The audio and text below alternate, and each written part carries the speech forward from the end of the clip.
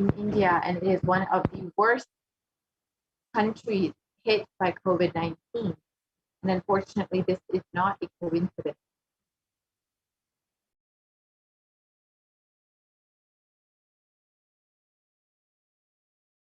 And in the New York Times, it was reported that the actual figures of people who are affected by COVID-19 in India is much higher than what is reported, with more than half of the Indian population infected with COVID-19 in a worst case scenario. So nearly 700 million people could be infected with COVID-19 in India, with 4.2 million estimated deaths.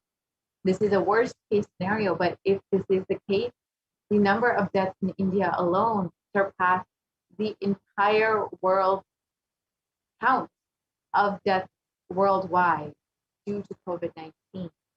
And this is possibly what is happening in India right now.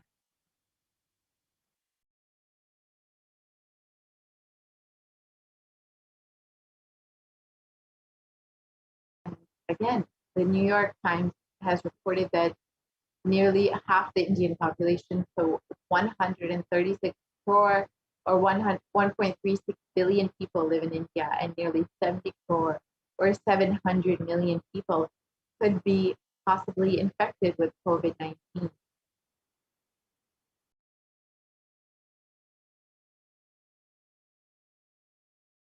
So let us listen to Devi Parashakti's revelations on Kirimi Bhojanam Hell opens in India.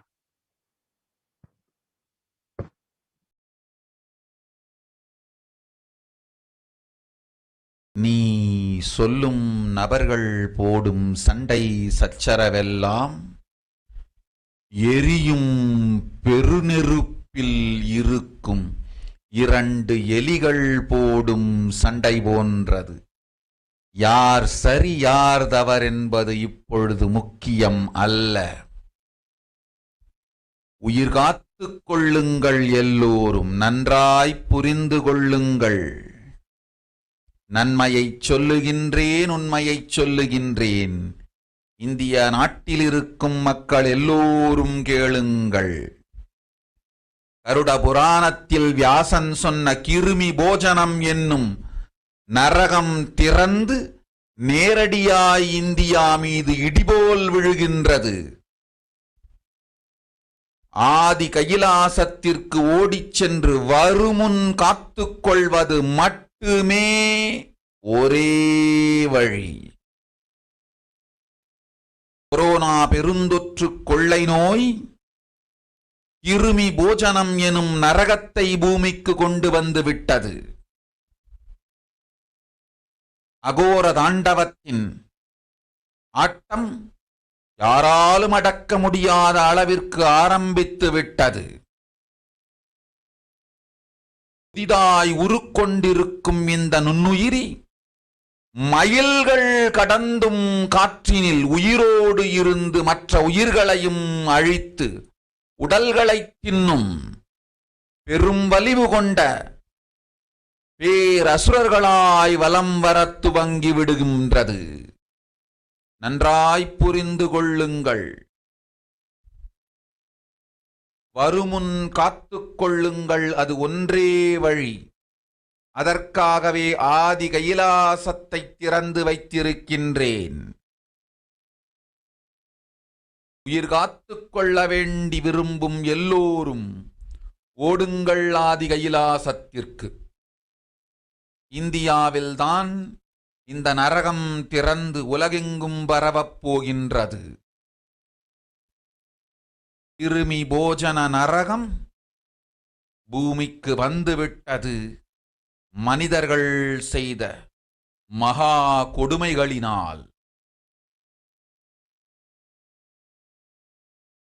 அன்னை முன்னின்று என் அடியவரை காப்பேன் சொல்வதை கேட்டு உயிர் காத்துக் கொள்ள விரும்புவோர் வருமுன் காப்பது ஒன்றே வழி என்று தெரிந்து செல்லுங்கள் ஆதி கையிலைக்கு. ஓம் ஓம்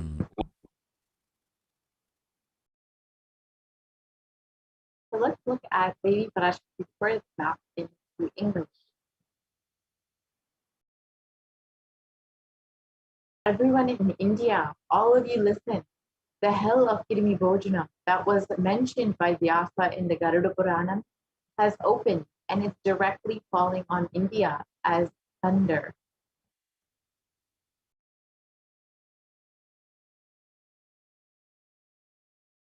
Running to Adi Kailasa and protecting from it is the only way. Deadly corona, life-taking disease, has brought the hell known as Kirimi Bhojanam to India.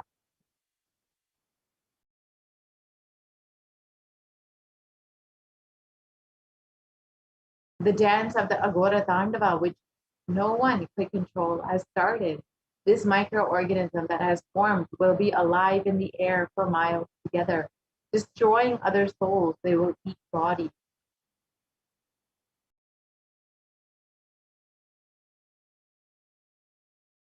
It has started roaming as great demons with tremendous strength. Understand properly, prevention is the only way. For that, I have opened Adi Kailasa for those who want to save their lives. All of you run to Adi Kailasa.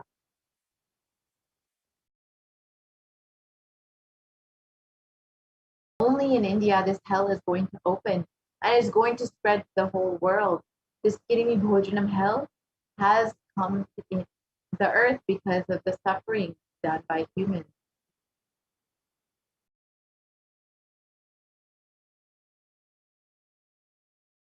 Mother, I will protect those at my feet, those who listen to me and wish to save their lives. Learning that prevention is the only way, go to Adi Kailasa.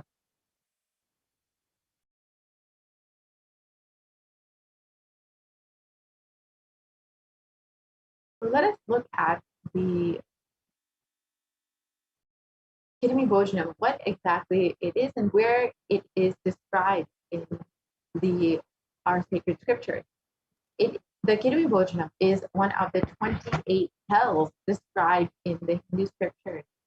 And this is where people are sent to suffer in a pit to be eaten up by worms. And this was described in the Garuda Purana and in the Devi Bhagavata Purana. And this was in the narrative on hell and the narrative on sins leading to hell, and in the Shiva Purana in chapter 16.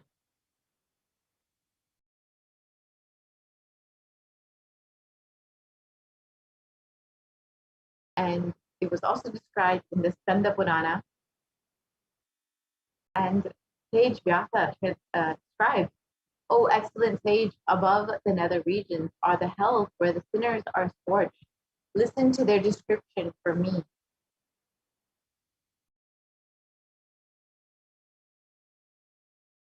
They are Raurava, Shukara, Radha, Tala, Vispat, Mahajvala, Taptakumbha, Lavana, Vilohita.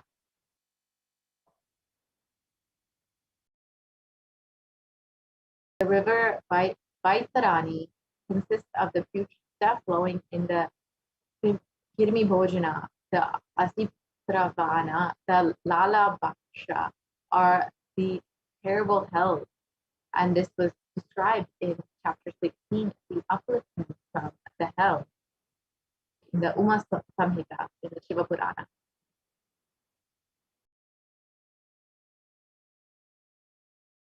And the Supreme Concept of Hinduism reveals that only when the Supreme Concept of Hinduism will do the Padayatra in India will the pandemic and then Pralaya stop in India. Let us listen to that now.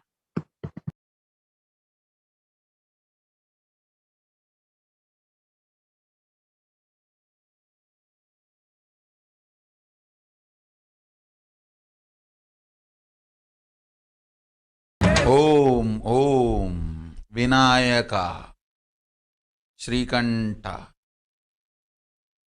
2022 வரை India செல்ல வேண்டாமா என்று கேட்கின்றாய். நன்றாய் தெரிந்துகொள், சொல்வதைப் புரிந்துகொள். இந்த பெருநரகமான கிருமி போஜனம் இந்தியாவிற்குள் வரக்கூடாது என்பதற்காக 2020 பாரதம் முழுவதும் 12 ஜோதிர்லிங்கமும் பாத யாத்திரை செய்திடவே என் மகன் மூலமாய் திட்டமிட்டிருந்தேன். படுபாவிகள் ஓடத்தின் மாலுமியை ஊர்விட்டு துரத்தினார்கள். என்ன நடக்கிறதென்று பார்.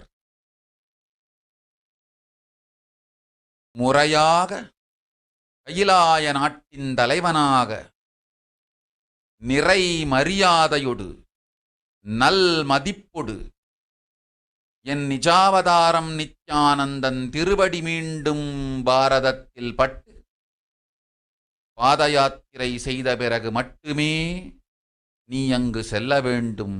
அதுவரை உன்னை காத்து செல்லாதே.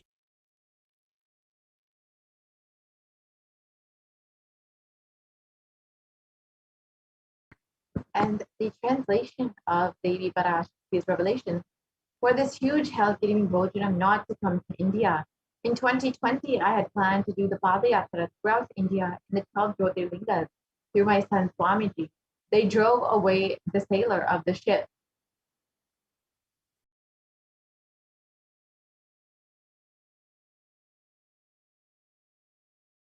See what is happening properly as the leader of Kailasa nation, with complete respect, with good regard.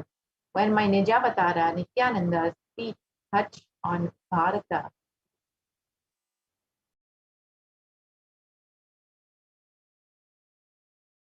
and does the Padayatra. Only after this, you should go to India. Till then, protect yourself. Do not go.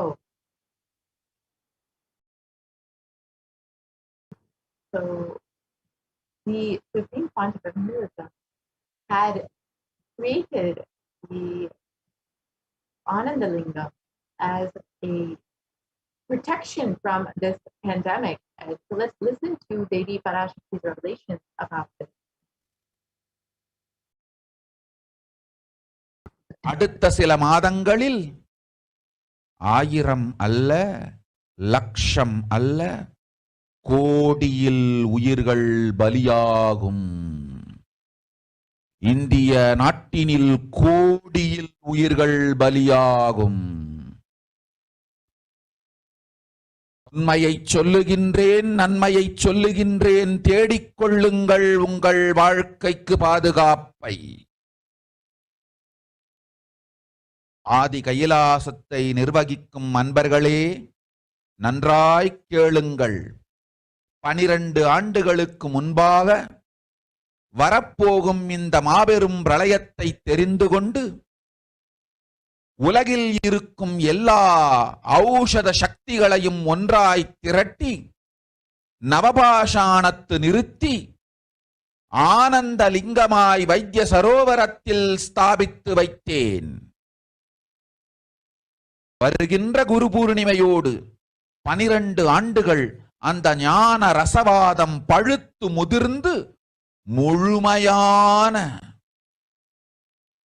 நவபாஷாண லிங்கமாய் மலர்ந்து விடுகின்றது.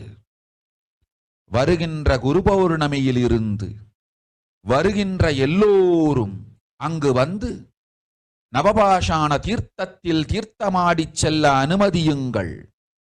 அதற்கு வகை செய்யும் விதத்திலே நல்ல முறையிலே எல்லா நன்மையும் செய்து வையுங்கள். இந்த தீர்த்தத்தில் தீர்த்தமாடியோர்க்கும் அந்த தீர்த்தத்தை அருந்தியோர்க்கும் கொரோனா கொடுந்தொற்று வராது, மரணம் இல்லை, துக்கம் இல்லை. இது அறிவியல் பூர்வமாய் அனுபவபூர்வமாய் நிரூபிக்கப்படும். அதனால் கோடிக்கணக்கில் மக்கள் வரிசையில் நின்று தினந்தோறும் வந்து நவபாஷாணத்தாலான ஆனந்த லிங்கத்தில் நித்யானந்த லிங்கத்தில் நீராடி வணங்கி நன்மை பெற்றுச் செல்வார்கள். நன்றாய் கேளுங்கள் மக்களே. 12 ஆண்டுகள் முன்பாக பராசக்தி நான் செய்து வைத்த நவபாஷாணம் சித்தித்து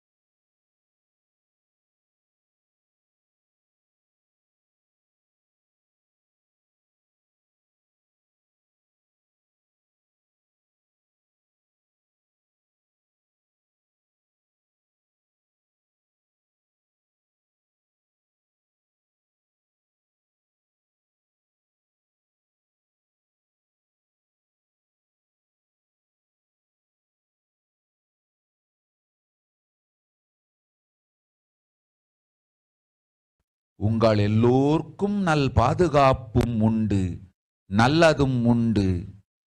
என்னை இழந்தாலும்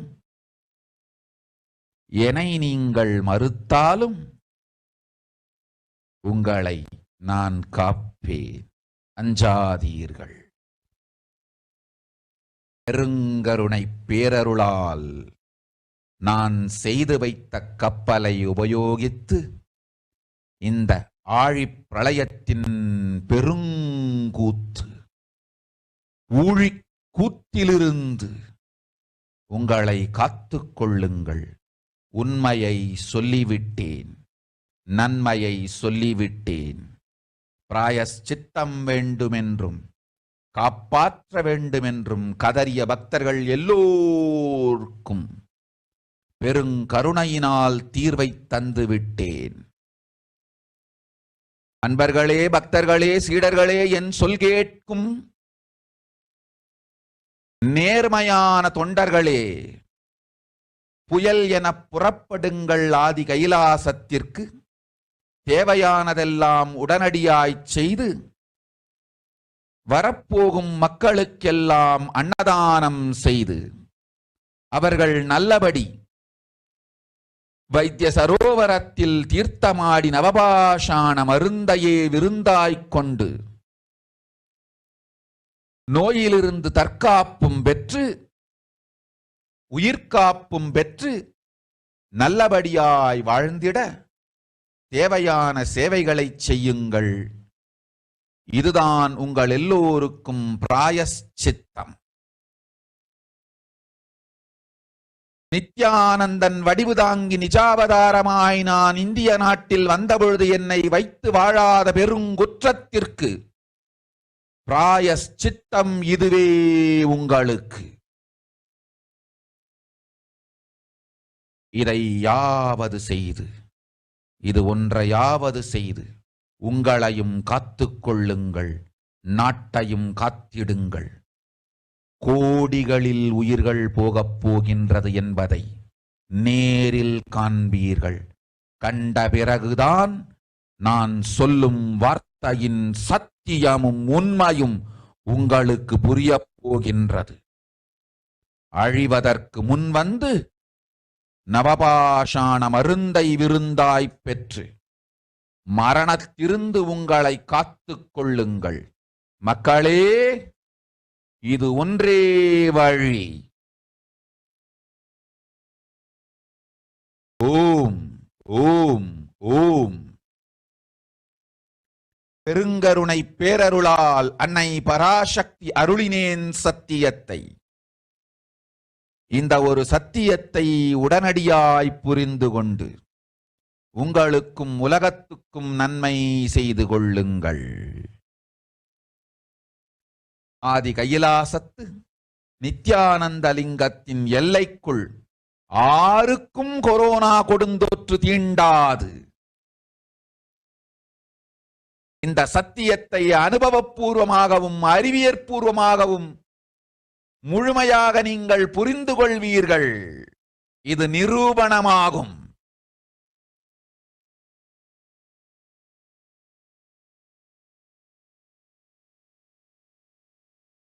அன்னை பராசக்தி 12 ஆண்டுகளுக்கு முன்பாக உள்ள ஞான ஔஷத சக்திகள் அனைத்தையும் பிரம்மாண்ட யோனி ஹிரண்ய கர்ப்பத்திலிருந்து கொண்டு வந்து உருவாக்கி வைத்த நவபாஷாண லிங்கம் இன்று பிரளயத்திலிருந்து காக்கும் பெரும் கப்பலாய் உங்களுக்கு ஊதாவும். என இழந்தாலும் நான் செய்து வைத்த இந்த ரசவாத ஞானத்தின் துணை இழக்காமல் உங்களை நீங்களே காத்துக் கொள்ளுங்கள். இது ஒன்றே வழி மக்களே, இது ஒன்றே வழி.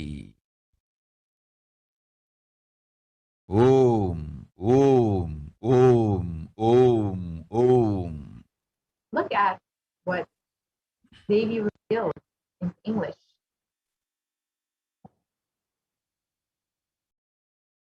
Even if children do mistakes in ignorance by getting stuck in Maya, as it is Parashakti, Paramashakti, Parashakti, Manonmani, my responsibility to save the cosmos from destruction.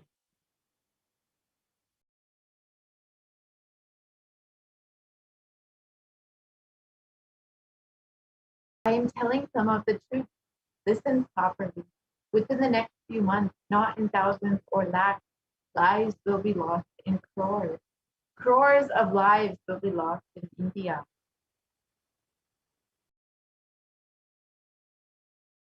I'm telling you the truth. I'm telling you the good. Search for protection for your life.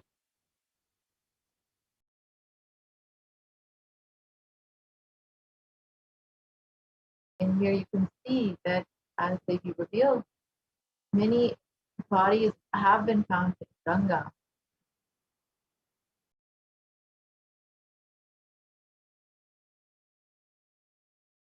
And many bodies have been found uncovered, and these dead bodies have been eaten by dogs that have gathered and feasted on the remains.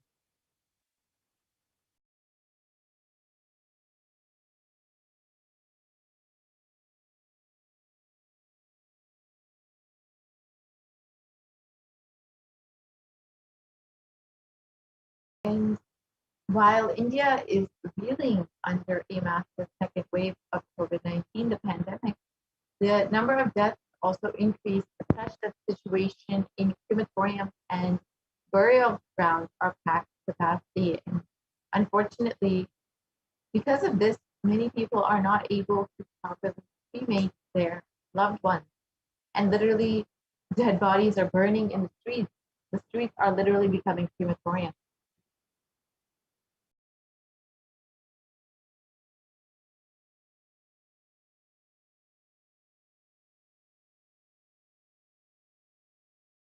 And hundreds of dead bodies have been found dumped in the Ganga. And these bodies have been washed further down and could be eaten by stray dogs. And these bodies are said to be affected by COVID-19. And as Devi has revealed again and again, protect yourself during this pandemic. Continuously, Devi has been telling us to make protecting our lives as the first priority. That is the only priority this year. So continuously, Devi has been guiding us, blessing us, and literally holding our hand through this pandemic, giving us solutions and understanding. Devi has literally been with us through this whole pralaya. So if you would like to show your gratitude for Devi's happening in your life, for all of the blessings that you've received, you can stay tuned for the next segment. For now, we will be concluding this segment, and taking a very short break. We will be right back with the offerings that we put to Devi Parashakti shortly.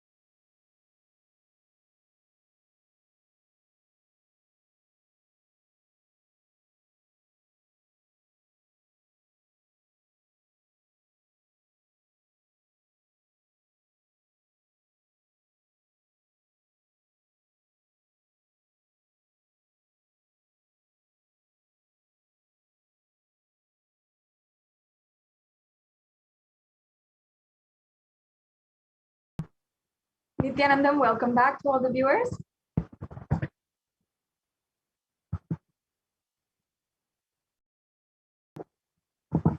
Now let us take a few quick moments and we'll begin the offerings to Devi Parashakti. I requested those slides can be projected now.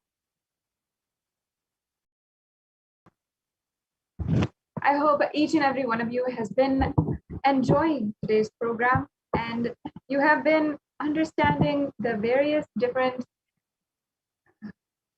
powerful cognitions of Devi Parashakti, and you have been understanding, finding out more and more about who is Devi Parashakti and what her revelations have been for the last 4 months, as Devi Parashakti has been literally guiding us, blessing each and every one of us, handholding us, taking care and attending each and every one of us, and giving us so many boons, granting whatever we want, and revealing our past, present, and future, and so much more.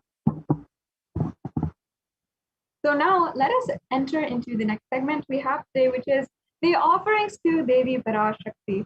Let's get started.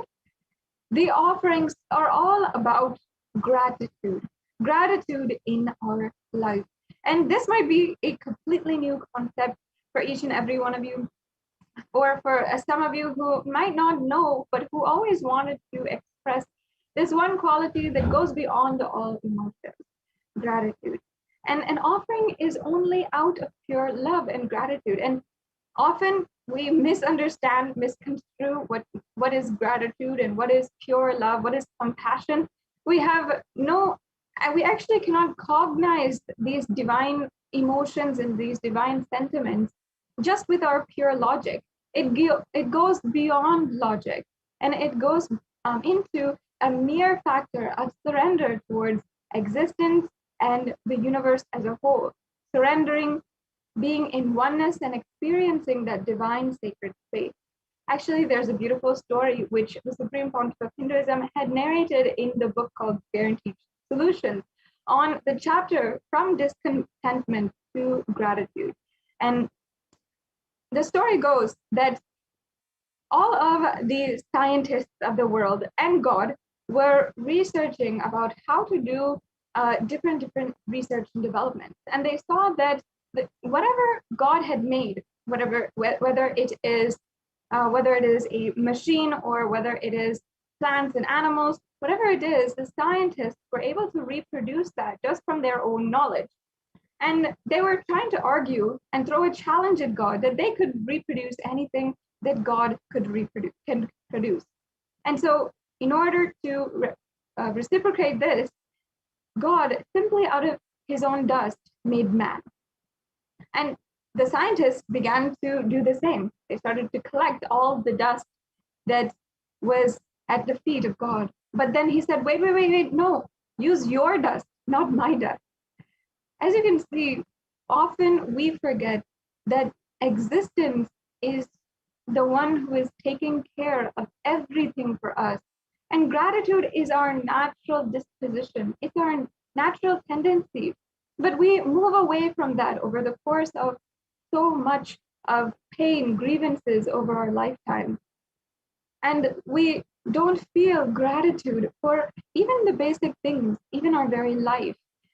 And these offerings are an expression of pure gratitude and manifesting, cherishing gratitude within inside of us. Because in Sanatana Hindu Dharma, we recognize that gratitude is the utmost emotion that you can feel, and that should be cherished more so than any other emotion, more so than love itself. That is why we have this beautiful science of ritualistic sevas and of worship. And in Sanatana Hindu Dharma, the rituals have supreme significance. We always acknowledge first in all offerings that cosmic energy exists. That is the first declaration that we make upon making an offering. And then we recognize the Nithyanandeshwari, Devi Paramashiva and Parashakti, and the Guru, the supreme concept of Hinduism, are representations of that very cosmic energy. And then we recognize that whatever we offer during these rituals to the representations reaches that cosmic energy directly. And finally, the most important, whenever we pray, we always declare Sohamasmi, that even when we pray, we are God. Such a beautiful sacred sentiment that in fact the Supreme Pontiff of Hinduism himself mandated that and guided that before we are doing any puja or any ritual, these declarations are made in any ritual that is done from the Nithyananda Paramashiva Devalaya. And having made this declaration is an important aspect of why we are making offerings, ultimately to experience oneness with the divine and express the highest of bodily emotions, which is gratitude. So if you are watching this right now, understand that there's no coincidence, and you can take part of this grand Leela of the Avatar through these offerings and simply offer your gratitude in order to attain the ultimate purpose of enlightenment.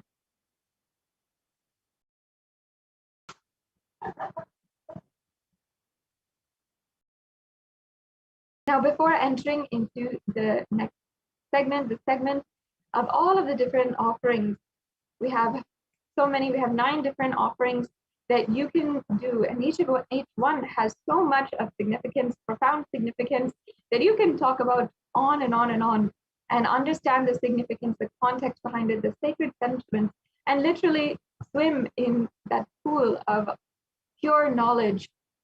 Before we are entering into that segment in today's program, let us now chant the Dhyana Shloka of Devi Manonmani.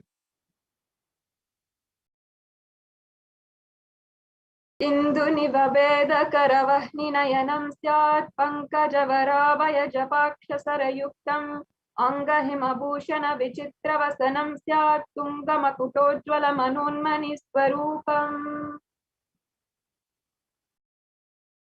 Yes, now the English translation, for those of you who might not understand Sanskrit, which is most of us actually.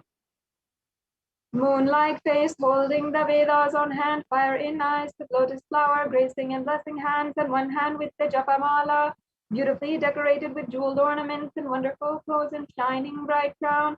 Her name is Manonmani.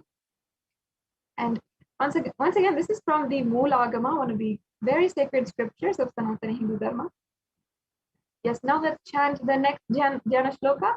If you you can chant along with me. If you want to, you can simply just sit in a space of receptivity while we are chanting these mantras, and any of these mantras that we are going to be chanting in the following segment as we are going on.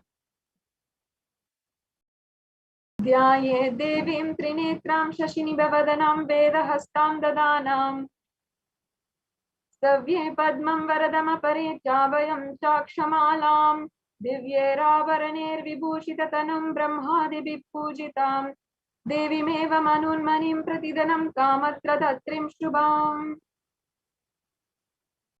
Yes. The next slide, please. The English translation now. I meditate on Devi with 3 eyes glowing like the moon and holding the Veda, lotus and gracing and blessing and gracing hand. She is wearing beautiful ornaments and she is worshipped by Brahma and other many gods and showers auspicious boons for all actions every day.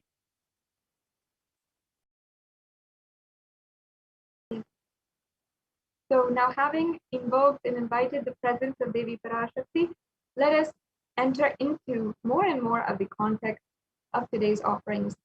Now we'll be peeling layer by layer of the different significance, this different sacred sentiments for these offerings and what you will be able to cherish in your life. Seems like we've gone to the last slide. Can we zoom back?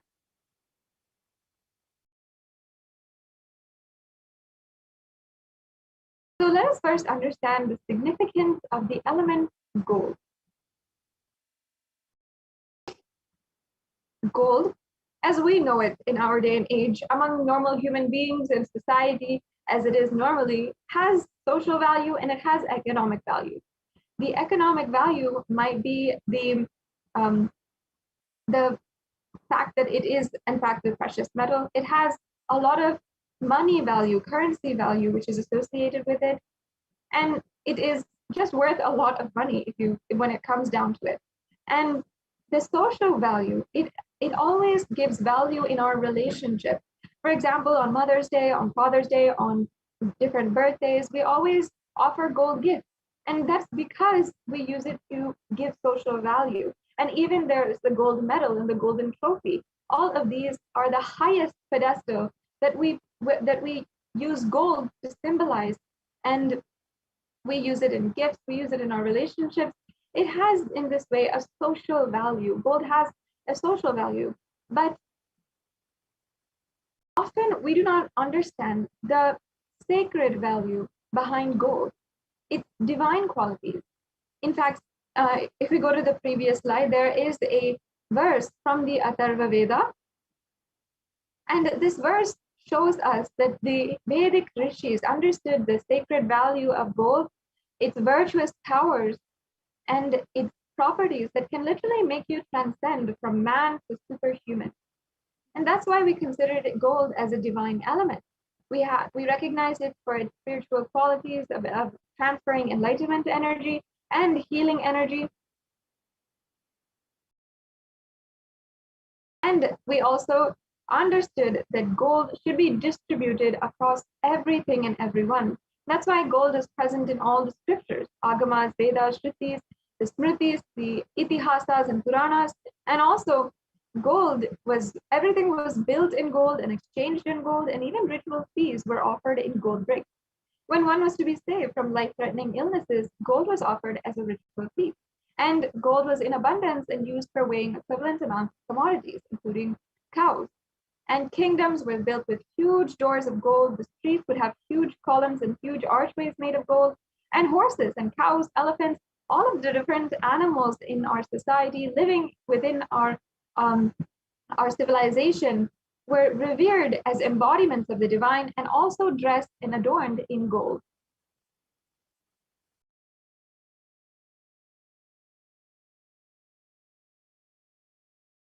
And as you see, the Hindu civilization thrived on the banks of rivers of gold. In fact, the Indus River was called the Hiranyamaya, or the river of gold, in the Rig Veda, and the river Saraswati was called the Hiranyavartani in the Atharva Veda. So gold is a supreme element that has spiritual value, not just social or economic value. and temples are constructed and paved in gold. Deities are made in gold and decked and adorned in gold because it preserves the enlightenment energy forever. And literally, it lasts for thousands of years. In fact, even the gold which was offered while Meenakshi Devi, the incarnation of Devi Parashakti, Queen Meenakshi, and the sovereign divine ruler of the Hindu civilization, while she was in the body, still today, those jewels are offered to Devi Parashakti in her deity form, and they are still used and revered as sacred. So whatever you offer today, these different elements of gold is basically immortalized forever. And that is the ultimate significance of the verse that we had just understood from the Atharva Veda, that it has eternal and eternal properties and has so much that can last for so long, so much of power that can last so long. Yes. So now we have understood what is the significance behind gold. Now let's understand the Ihundi, the first offering, which is the Ihundi offering. And we're going to go into the array of offerings that we have for you to be able to do today. So here we have a verse from the Lalita Sahasranama that I'll now be chanting. Bhakti Priya, Bhakti Gamya, Bhakti Vashya Bhayapaha, Shambhavi Sharadaradhya, Sharvani Sharmadayini. The English translation says, Devi is fond of true devotion and is realized through true devotion. She can be won over through true devotion and she removes all fears.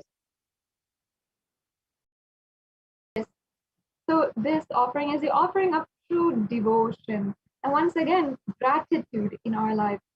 Another beautiful story that Swamiji had told in the book Guaranteed Solutions, from the chapter From Content to Gratitude. He said that one day a husband was going to shop for his wife for different vegetables, and he carefully went and picked out the lady's finger and brought it home. His wife said, no, these are too thick. I cannot do anything with these. This is not for the dish that I want. So then the next day he went back. He then carefully chose all of the vegetables that she would want as per what he thought. And then he went back. But then she again said, no, these are not good at all. These are too long for the dish that I have planned today. And then the husband again went back. Then he asked the shopkeeper, can you please pick out the vegetables that my wife wants? I'm not able to do it for her. And then again, the shopkeeper himself gives the best quality vegetables, and the husband goes back to his wife, and she then says, why have you bought the same vegetables again and again for the last 3 days? We understand that our mind is never contented.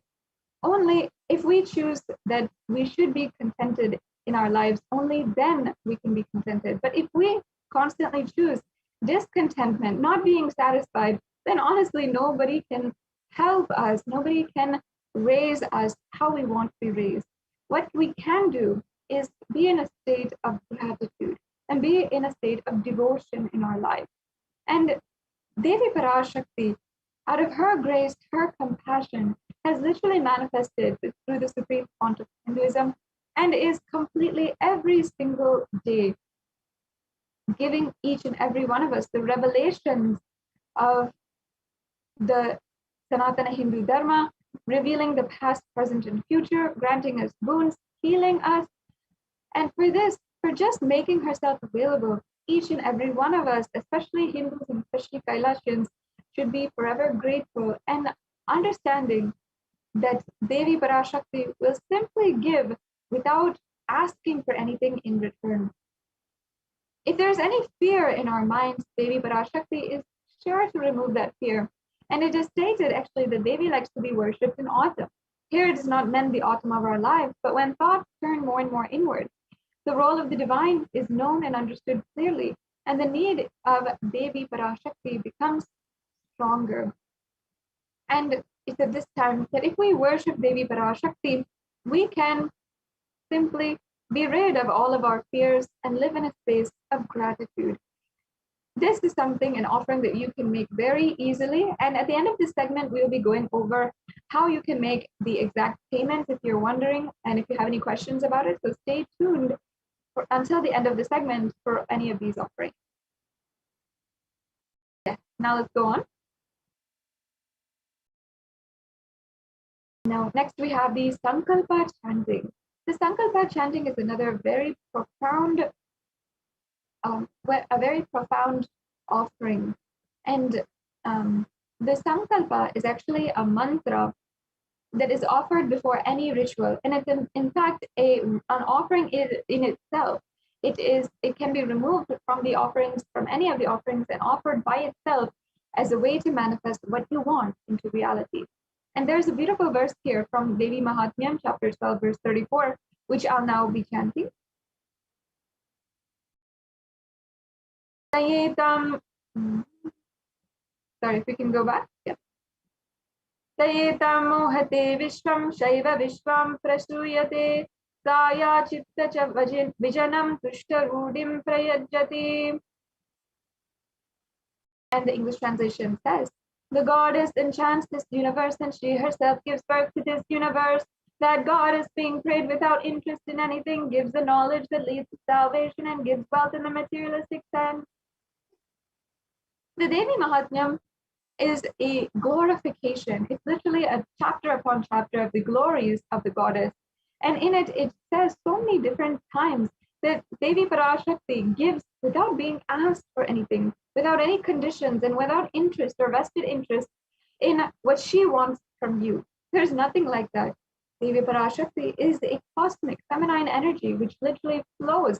And there can be no question of her asking for anything in return, or her having any conditions for your love or your gratitude. Simply, she is flowing as the entire existence itself. She enchants this entire universe, as this verse says, and she is the one whom you can pray, and simply your wishes, your sankalpa will be granted. And not only this, the science behind prayer is very much known in even scientific research and many researches that have been going on. The science of sacred Sanskrit chants has been researched and developed in several different thought currents in several different fields, especially in trying to understand the quantum physics and trying to understand more and more about our universe and the reality of our universe. Scientists are still yet to grasp it, but Vedic rishis understood that there was a huge significance behind creating space, the creation of space, the chanting of these powerful vibrations, and doing the chanting and making a conscious resolution inside of us. And offering this sankalpa, the conscious resolution, blesses the person with the fruition of the desires and the wishes which you are yearning for.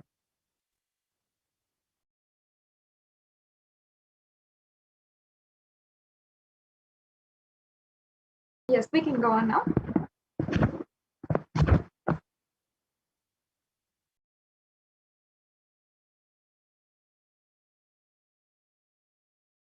We can go on. The next offering we have is the Sahasranama Kastu. And in the Lalita Sahasranama, we actually see the verse where Devi Parashakti is described as Nama Parayana Prita, as you can see here. And this next offering is the offering of 1008 names of Devi Parashakti. It's a very special and unique archana offered to the Mahameru of Devi Parashakti. You can offer a gold coin inscribed with each and every one of these 1008 names and receive the blessings to have the Ananta Kalyana Gunas, all the divine qualities of Devi Parashakti. Yes, we can go on. Then the next offering is the Mukta Anguti, or the finger ring with a pearl. And now let me chant the verse here about the finger ring with the pearl and the significance of pearl to Devi Parashakti. Mukta Haranala Satkirita Ruchiram Purnendu Vakta Prabham Shinjhannu Purikinkini Manidharam Padma Prabhava Suram Sarvabita Palapradam Girisutam Vani Rama Sevitam Meenakshim pranatosmi santatamaham karunyavaram nidhim. And it says, I bow down to the goddess Meenakshi, whose crown has garlands of pearls and face shining like a full moon, who wears anklets that are studded with gemstones and has small bells, who is shining like the splendor of a lotus and who grants all wishes, the daughter of the mountain, who is worshipped by goddess Vani and Rama. I remain ever bowing to the goddess Meenakshi, the ocean of compassion.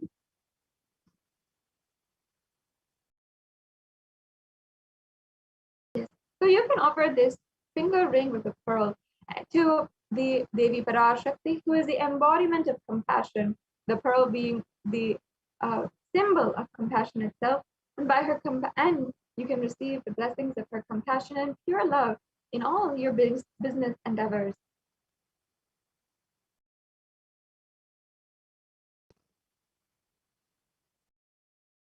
Yes, the next offering is the Swarna Padma Pushpam. And we have the verse from the Kamikagama, which says that all the kalashas should be wound around with suitable thread and covered with new cloth. They should be adorned with a lotus flower made of gold. And there's so many different verses for the lotus flower. And there's so many different scriptures and references where it is used in the worship of the ultimate. And it involves the consecration of deities of worship. And not only that, it's also in all of the arts and architecture of Sanatana Hindu Dharma. Because once again, whatever we considered as divine in Hindu civilization, we applied it in all different aspects. And the lotus, of course, is considered as a divine flower.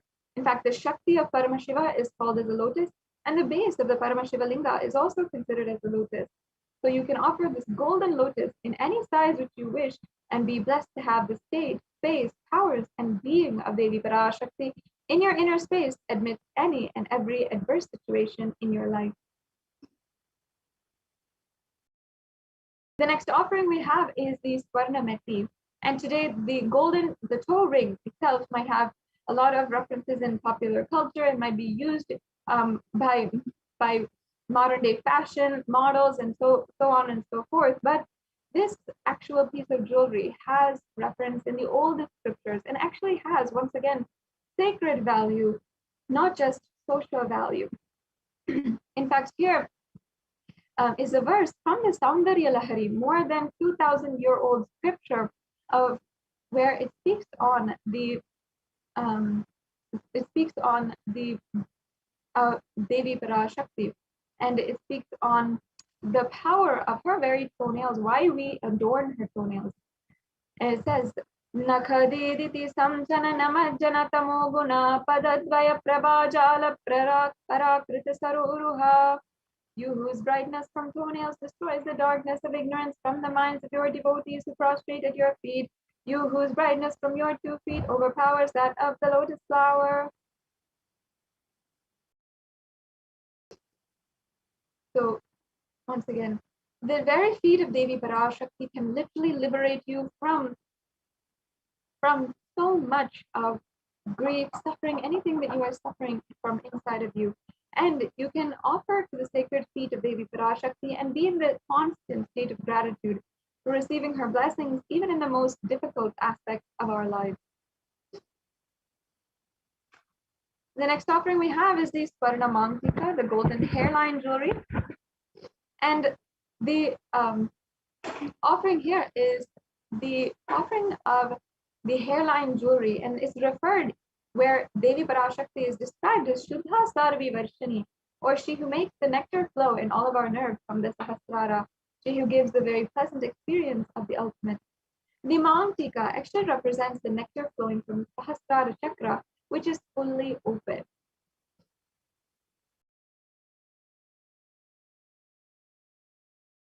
And you can offer the Mantika to the Devi and receive the blessings of achieving the blissful state of overflowing gratitude and the space of complete completion.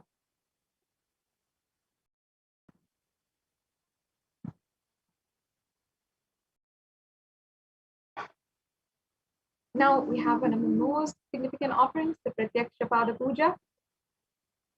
And this once again is the offering towards the divine lotus feet of Devi Parashakti, who's manifesting in the supreme font of Hinduism, who is literally Sarvadeva Devi Swarupa, the embodiment of all of the gods and goddesses. So it's such a special offering that you can do today, you can offer. And there's several different very special occasions for offering this Pratyaksha Pada Puja, which I invite each and every one of you to also get to know if you register for the program. And in just a few minutes, we'll be going over how exactly you can do that. The last offering we have today is the Vastra Seva. And the Vastra Seva is the offering of the sacred cloth, the Alankaram, to Devi Parashakti. You can offer the Alankaram to Devi Parashakti and receive all the auspiciousness and blessings of the supreme font of Hinduism.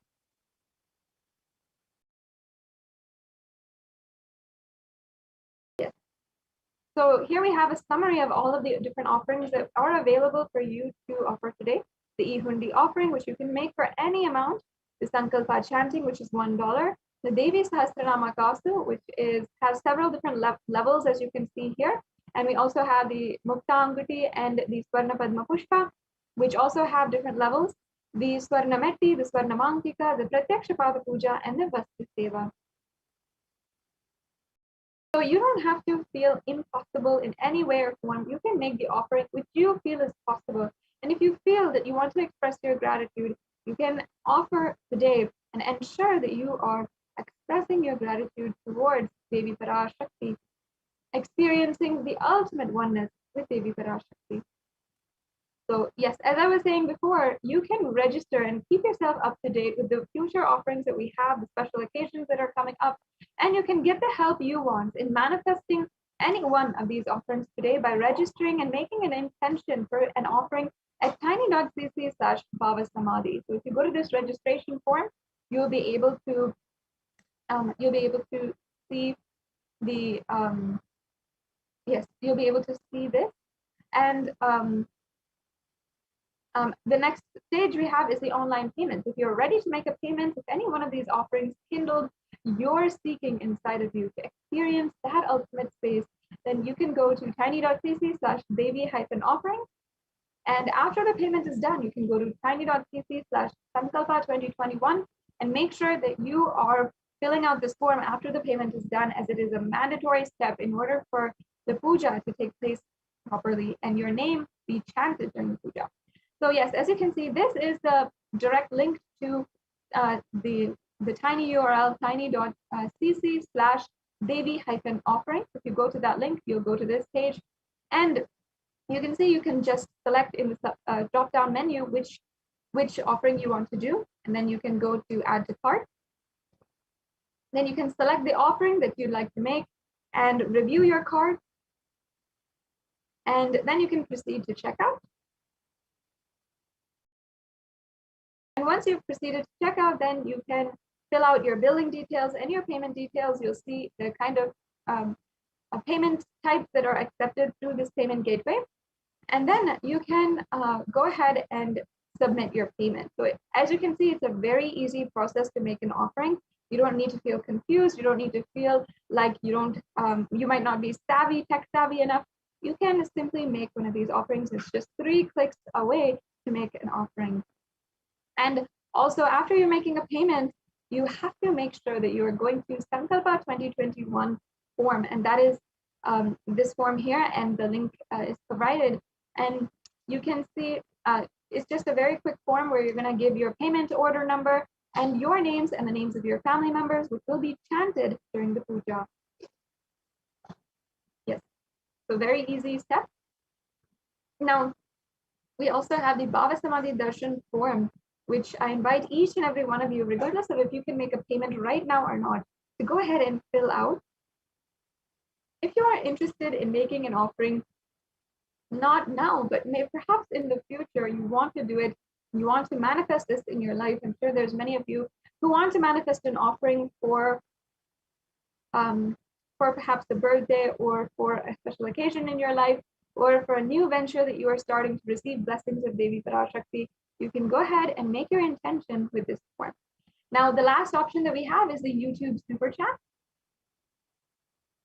And in the YouTube Super Chat, you can make a donation And as you can see here, you can go to Kailasa's HDH Nithyananda YouTube channel, which is circled, and press join. Once you press join, you'll be led through the steps of how you can join, and then you can make a donation through the YouTube super chat. So you can go to the $ icon and see the chat, and as well you can comment your questions or to Devi Parashakti as well in this way. So you'll be able to see a $ where you can make a donation through the YouTube super chat, and you will press donate, and then you can either pay through credit card, debit card, or through PayPal. So there's another option here, which is PayPal. If you guys want that option where you want to pay through PayPal, this is also available to you in this way. So yes, now that brings us to the conclusion of this segment in today's program. And we'll now be moving on to the next segment.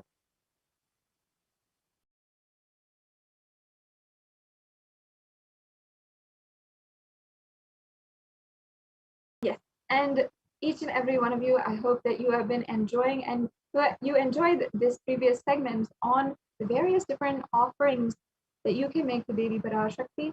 Next, we'll be continuing the next segment in today's program, where the representatives from Adi Kailasa Sarvagya Peetham will be guiding us on how exactly the Supreme Pontiff of Hinduism has been contributing and literally saving the lives of so many people across India, as the third wave of the pandemic is still literally plaguing the entire society. And through this quarantine, multi-layer quarantine opportunity, the Supreme Pontiff of Hinduism has brought a practical solution for health, joy, and bliss, and this solution has also been recognized by the United Nations and has been published by the Human Rights Commission of the United Nations as well. So here we have Ma Dayami Swami, who has joined us. Thank you so much, Ma, and who will be sharing with us how the Supreme Pontiff of Hinduism has been contributing so much in the last couple of months.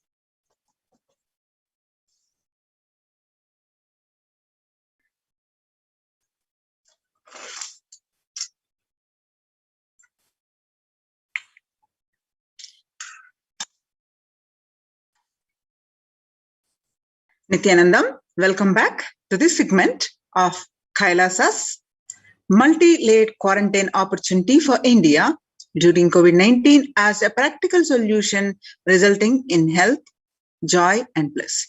With the blessings of the Supreme Pontiff of Hinduism, let's start with the Sadguru Vandanam. Nithyanandam Paramachivoham Kevalam Jnanamurtim Dvandvatitam Gagana Sadrusham Tattvamasya Ekam Nityam Vimalamachalam Sarvadi Sakshibhutam Bhavatitam Trigunarahitam Sadgurum Tam Namami.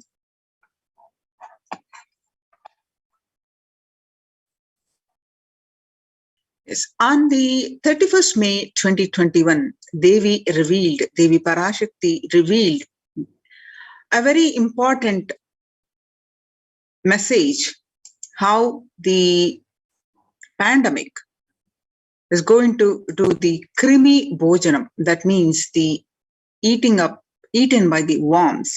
So let's understand what Devi is saying. It is in Tamil, and we are going to present the transcript of this. Let's listen in her Devi's own words.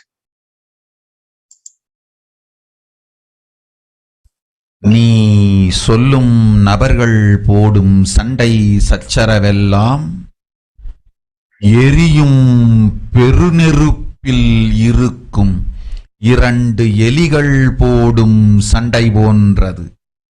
யார் சரி யார் தவறென்பது இப்பொழுது முக்கியம் அல்ல. உயிர் காத்துக் கொள்ளுங்கள், எல்லோரும் நன்றாய் புரிந்து கொள்ளுங்கள். நன்மையைச் சொல்லுகின்றேன், உண்மையைச் சொல்லுகின்றேன். இந்திய நாட்டில் இருக்கும் மக்கள் எல்லோரும் கேளுங்கள். கருட புராணத்தில் வியாசன் சொன்ன கிருமி போஜனம் என்னும் நரகம் திறந்து நேரடியாய் இந்தியா மீது இடிபோல் விழுகின்றது. ஆதி கைலாசத்திற்கு ஓடிச் சென்று வருமுன் காத்துக் கொள்வது மட்டுமே ஒரே வழி. கொரோனா பெருந்தொற்று கொள்ளை நோய் கிருமி போஜனம் எனும் நரகத்தை பூமிக்கு கொண்டு வந்து விட்டது. அகோர தாண்டவத்தின் ஆட்டம் யாராலும் அடக்க முடியாத அளவிற்கு ஆரம்பித்து விட்டது. புதிதாய் உருக்கொண்டிருக்கும் இந்த நுண்ணுயிரி மைல்கள் கடந்தும் காற்றினில் உயிரோடு இருந்து மற்ற உயிர்களையும் அழித்து உடல்களை தின்னும் பெரும் வலிவு கொண்ட பேரசுரர்களாய் வலம் வரத் துவங்கி விடுகின்றது. நன்றாய் புரிந்து கொள்ளுங்கள். வருமுன் காத்துக் கொள்ளுங்கள், அது ஒன்றே வழி. அதற்காகவே ஆதி கைலாசத்தை திறந்து வைத்திருக்கின்றேன். உயிர் காத்துக் கொள்ள வேண்டி விரும்பும் எல்லோரும் ஓடுங்கள் ஆதி கைலாசத்திற்கு. இந்தியாவில்தான் இந்த நரகம் திறந்து உலகெங்கும் பரவப் போகின்றது.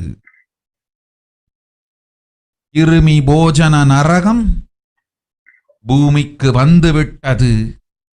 மனிதர்கள் செய்த மகா கொடுமைகளினால்.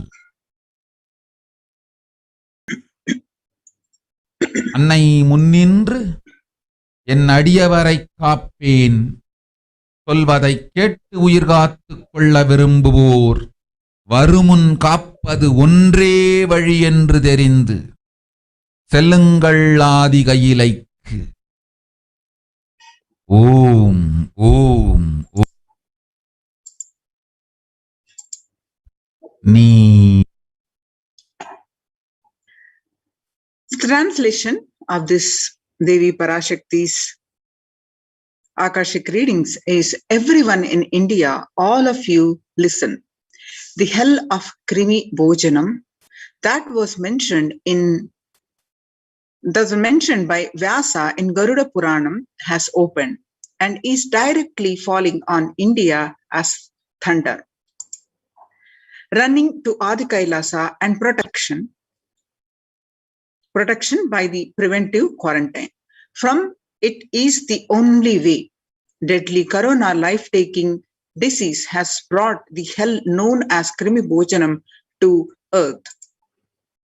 The dance of Aghora Thandava, which no one could control, has started. This microorganism that has formed will be alive in air for miles together. Destroying other souls, it will eat bodies. It has started roaming as great demons with a tremendous strength. Understand properly, prevention is the only way. For that, I have opened Adi Kailasa. For those who want to save their lives, all of you run to Adi Kailasa. Only in India, this hell is going to open and is going to spread to the whole world.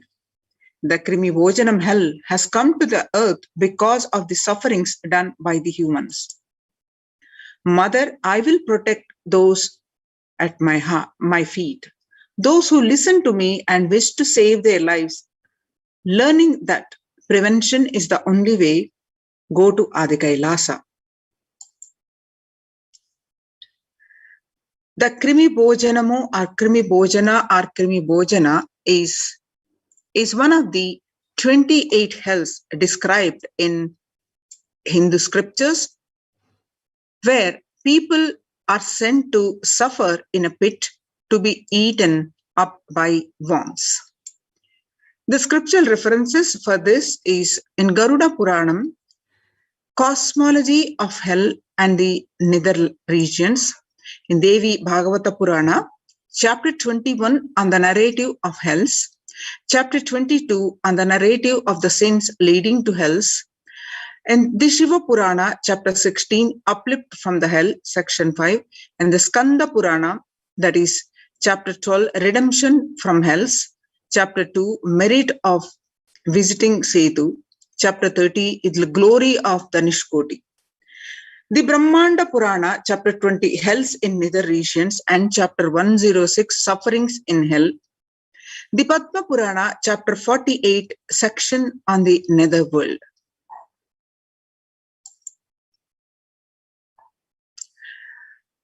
The various statistics of across the world,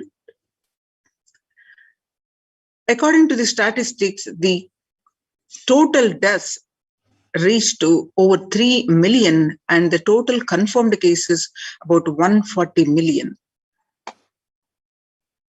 And the various statistics you can see now, the recent news is COVID is airborne. Scientists say now authorities think so too. Scientists are calling for ventilation systems to be overhauled like public water supplies were in the 1800s after fetid pipes were found to harbor cholera. A quiet revolution has permeated global health circles. Authorities have come to accept what many researchers have agreed for over a year. The coronavirus can spread through the air. The new acceptance by the World Health Organization and US Centers for Disease Control and Prevention comes to a concrete implications. Scientists are calling for ventilation systems to be overhauled like public water supplies were in the 1800s after fetid pipes were found to harbor cholera. The cleaner indoors air won't just fight the pandemic. It will minimize the risk of catching flu and other respiratory infections that cost US more than $50 billion a year. Researchers said in a study in the journal Science on Friday, avoiding these germs and their associated sickness and productivity losses would therefore offset the cost of upgrading ventilation and filtration in buildings.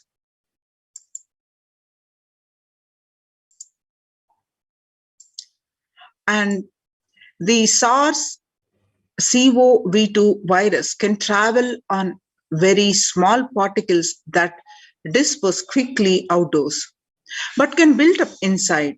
Indoors, these particles can affect people who stay more than 6 feet away. And the hotspots of mass Americans have adopted may provide some COVID protection, but they do not render an unsafe situation safe.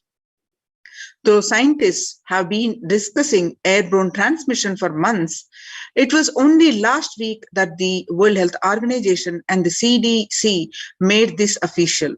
With the vaccine rollout still in its early days across the world, those officials should follow up this belated admission with guidance that unvaccinated people can use to minimize their risk. According to the Mint, the airborne COVID threat is confirmed. What can we do about it? The Hindu explains, is airborne transmission of COVID-19 a risk? In a letter, what have scientists told the World Health Organization? How does the disease pass from one person to another? The story so far is on Monday, July 6th, 239 scientists from 32 countries put their signatures on an open letter that said COVID-19 is also transmitted via aerosols. Titled, "It is time to address airborne transmission of COVID-19." And addressed to the World Health Organization, WHO, they said there was enough evidence to show that viruses are released during exhalation, talking, and coughing as micro droplets, small enough to remain aloft and pose a risk of exposure at distances beyond 1 to 2 meters from someone who is infected, over 3 to 6 feet. Recommended for physical distancing between people to avoid transmission. You can see more and more statistics, the confirmed cases, active cases. You can see across the India states statistics.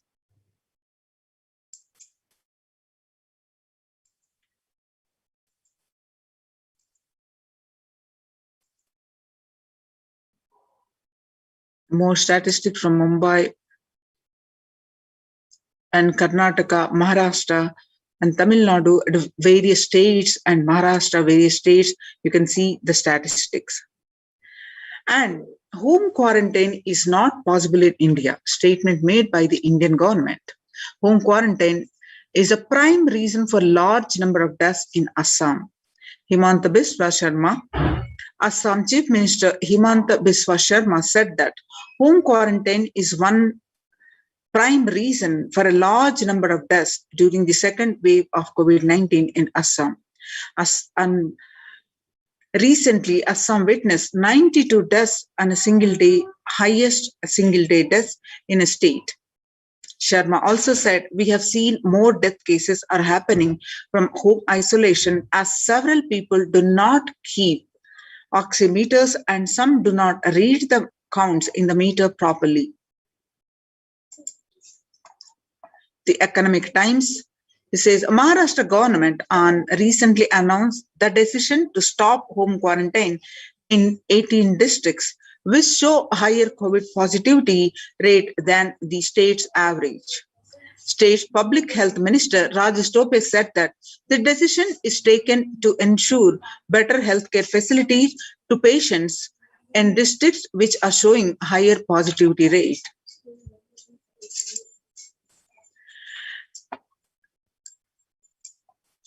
About 41% of the houses have just a single room, which is shared by 5 people.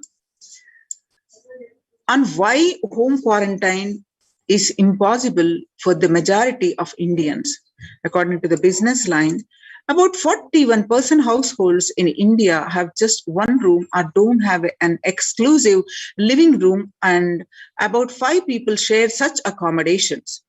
About 32% of households have 2 rooms, and adding to the O's is the fact that only 47% of households have access to water within the premises, and 42% don't have bathing facility within the premises. Self-isolation for COVID-19 is impossible for 40% of Indian families. In order to utilize India's healthcare infrastructure optimally to manage the expanding fallout of coronavirus, the central government on 27th of April signaled a change in approach. From mandating that every person who tests positive for the virus be moved to isolation beds in dedicated hospitals or units, the government allowed home quarantine for those with mild symptoms. The key additional condition was that their house should allow for self-quarantining. That in India, it's easier than said than done. According to the census of 2011, about 42% of Indian households were living in houses where an average 3 or more people were sharing a room. In the context of coronavirus, this challenge of physical distancing is greater in rural areas, about 45% of households, than in urban areas, that is about 35% of households. Only one state, Kerala, is looking relatively dignified at this metric, and all the districts reporting at least 250 cases have anywhere between 34% to 54% household, averaging 3 or more to a room. So, where is the space for home quarantine in cities? In New Delhi, the health ministry last week said that more cases of coronavirus had been asymptomatic or mildly symptomatic and had advised home isolation for such people. It also said that 65% cases across the country were reported from the metros and big cities. However, census data suggests, and experts also agree, that following the ministry's guidelines on home quarantine is near impossible, particularly in urban households. The guidelines on home quarantine say the person showing COVID-19 symptoms have to remain isolated in a well-ventilated room, preferably with an attached toilet. If another family member needs to stay in the same room, it is advisable to maintain a distance of at least 1 meter between the two, it is stated. So when the first world countries closed their borders during a massive global emergency, Kailasa has opened its doors to all without exception. The Supreme Pontiff of Hinduism reveals that at least 6 months back, I became aware that multi-layer quarantine is needed to protect people. If you are in India and you want to protect your immediate family or extended family, anyone who will listen to you, get them immediately to our campuses. The free COVID care centers opened across India are Adi Kailas in Bidadi, Bangalore, and Salem Adinam in Tamil Nadu, Tirunnamalai Adinam in Tamil Nadu, Rajapalam Adinam in Tamil Nadu, Puduvai Adinam in Tamil Nadu, Pattanam Adinam in Tamil Nadu, Srirangapadi Adinam in Tamil Nadu, Sripuram Adinam in Hyderabad, Madurai Adinam in Tamil Nadu, and Avattipalam Adinam, Erode, Tamil Nadu, Huzur Adinam in Tamil Nadu, Baroda Adinam in Gujarat. Kailasa rushes to help as India finds itself on the verge of the COVID-19 third wave. So the multiple free COVID care centers opened across India to protect one and all, and various social services offered during the pandemic in Nithyananda Adhinams across India, and spiritual services offered during pandemic across the ecosystems across the India, and cosmic revelations on global pandemic. The free social services offered during the pandemic across India are the Kailasa's de facto spiritual centers, which includes but not limited to medical care, which is allopathy, Ayurvedic and Siddha medicine, fire safety equipment maintenance, infrastructure to accommodate thousands, accommodation for multi-layered quarantine, emergency ambulances and ICU on wheels, groceries collected for Annadan, and organic farming. So join Kailasa's COVID care protection centers. Register now through the link below, https://kailasa.org/Kailasa care. Now let us see glimpses from Adi Kailasa's Department of Health on COVID protection for Adi Kailasa Sarvajnapeetham. The immunity boosters and COVID care supplements procurement. Allopathic immune boosters are Zincona, vitamin D, and vitamin C. Through Ayurvedic medicine, immunity boosters are being provided to protect all the residents of Adi Kailasa. The the immunity boosters and COVID care, the streaming once a day with tulsi, eucalyptus and nochi and turmeric leaves from the healing trees here in the Adi Kailasa. Twice a week, consumption of Kabasura Kundanir, a mixture of pepper, ginger and clove and other ingredients, extensively aimed for boosting the lungs, improving the respiratory system and treating infection conditions such as cough, cold and fever. Neelavembu Kundini to be taken once a week. Agastya Lehyam 5 days. Talisadi Vatakam 3 to 4 tablets per day for 5 days.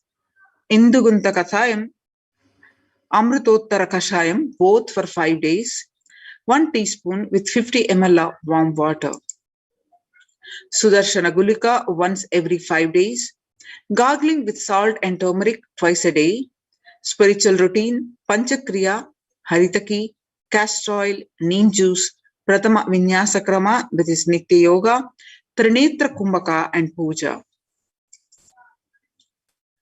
Basic sanitation and safety practices which are implemented here in Adi Kailasa are disposable of soil pads, infected material and non-biodegradables done through incineration, RO water systems for drinking water, cleansing and sanitization of overhead tanks, regular DVDing, maintenance and repair of electrical circuits, communication facilities for safety of the residents, compost pit filling with biodegradables. Diagnosis, COVID care, quarantine methodology. Immediately upon arrival to the campus, occupants will be quarantined for 15 days. Swab test of RT-PCR test done to be done on day 5th of the quarantine. All food handlers to be wearing a mask and gloves and keeping a distance. Disposable of waste food to be done with gloves and mask. The disposal of gloves and mask by incineration. In case of an emergency, protective kits ready to at hand to take a COVID positive patient to hospital. Hand washing and infection control. Washing hands as often thoroughly with soap and water or with alcohol-based hand sanitizer. Avoid sharing any items, that is, example, dishes, drinking glasses, cups, eating utensils, towels, bedding, or other items with other residents in the Adhinam. And mask protection. Wear a mask at all times when and if exposed to vendors or outside people. Double-layer cotton mask should be changed every day after 24 hours and can be reused after washing with a detergent and sun-dried. If it gets wet by saliva, secretions or sweat, change it and wear a dry mask. The wet mask can be stored in a sealed plastic cover and washed with the detergent and reused later. You can see the picture here. The face shield. A face shield will be provided as an extra protective wear for people at the gate interacting with the vendors and outsiders. Use of hand sanitizer, hand washing, regular steaming, of taking of preventive kashayams, that means the herbal drinks, turmeric, salt water gargling, and bathing with washing of clothes with history of any exposure. If symptoms appear, cough, fever, difficulty in breathing, he or she immediately inform the medical person in charge immediately.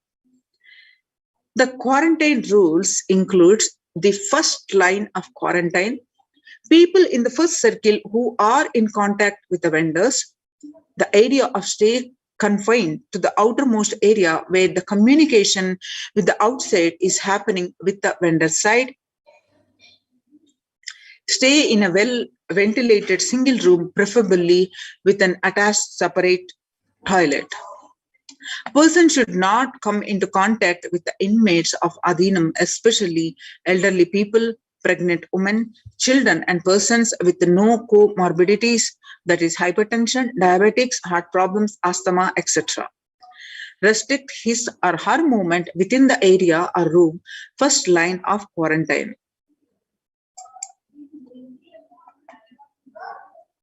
All parcels received at the gate to be sanitized, spraying with disinfectant.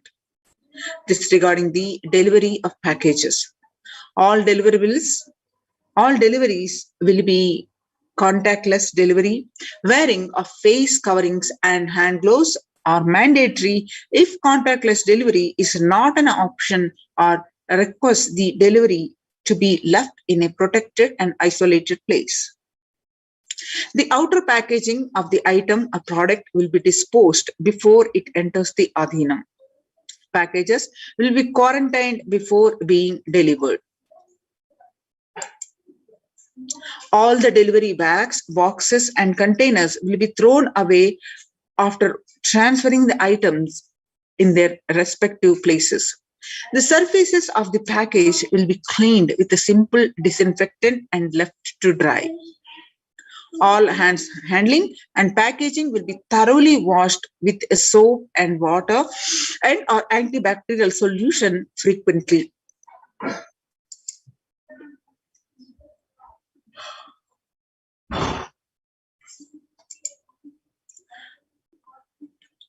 All mail and packaged products, non-perishable, will be left outside for 24 hours before using them. Disinfection, the sodium hypochlorite, that is bleach or chloride, will be used 1 teaspoon of bleaching powder in 3 cups, that is alcohol at 70 to 90%, will also be used for surface disinfection. Clothes will be washed separately with the detergent and dried. Sharing of items is strictly prohibited. This prevents the spread of the virus. Fever continues for more than 5 days. The warning signs includes fever returns in the 2nd week after having been febrile for a day or 2. Fever more than 101 Fahrenheit after day 4. Resting heart rate over 110 when there is no activity happening. Breathlessness, tightness in the chest. Oxygen saturation, which is less than 94% on pulse oximeter, and the 6-minute walk test record the saturation rate before and after walking briskly for 6 minutes. If the saturation falls by more than 3%, it is not favorable, and less than 94% is not good too. Relentless cough, that is continuous coughing. You can see the in-campus ambulance. You can see the ambulance on wheels. Prevention is the best medicine. People who come in as newly will be given a separate room with toilet facility. Under no circumstances will they exit the room. Their designated quarantine person picks up the food after the person who serves the food is at a safe distance of 6 feet. The food will be placed outside the door. Monitoring the quarantine. Monitor the temperature, pulse rate, and oxygen saturation levels once a day and more often if the person is symptomatic. Please speak with the medical team. Take paracetamol if temperature is more than 99% and ensure good hydration and having a nutritious diet. Steam inhalation twice daily. Salt and turmeric hot water gargling twice daily. Ayurvedic and Siddha medication will be given as per instructions. Doctor will be contacted if there is worsening of symptoms for specific management, which could be further consultation, investigations, and treatment. Residents will be asked to continue taking medications if they are on blood pressure, sugar, or heart elements, etc. Doctors will be consulted if comorbid conditions pose a higher risk. Residents on medication will be asked to bridge 2 months of supply till the Adhinam is able to organize the medications for them. Residents will be asked to take a long deep breath, pranayama, lie in the prone position on the tummy as much as possible so that the lungs expand well.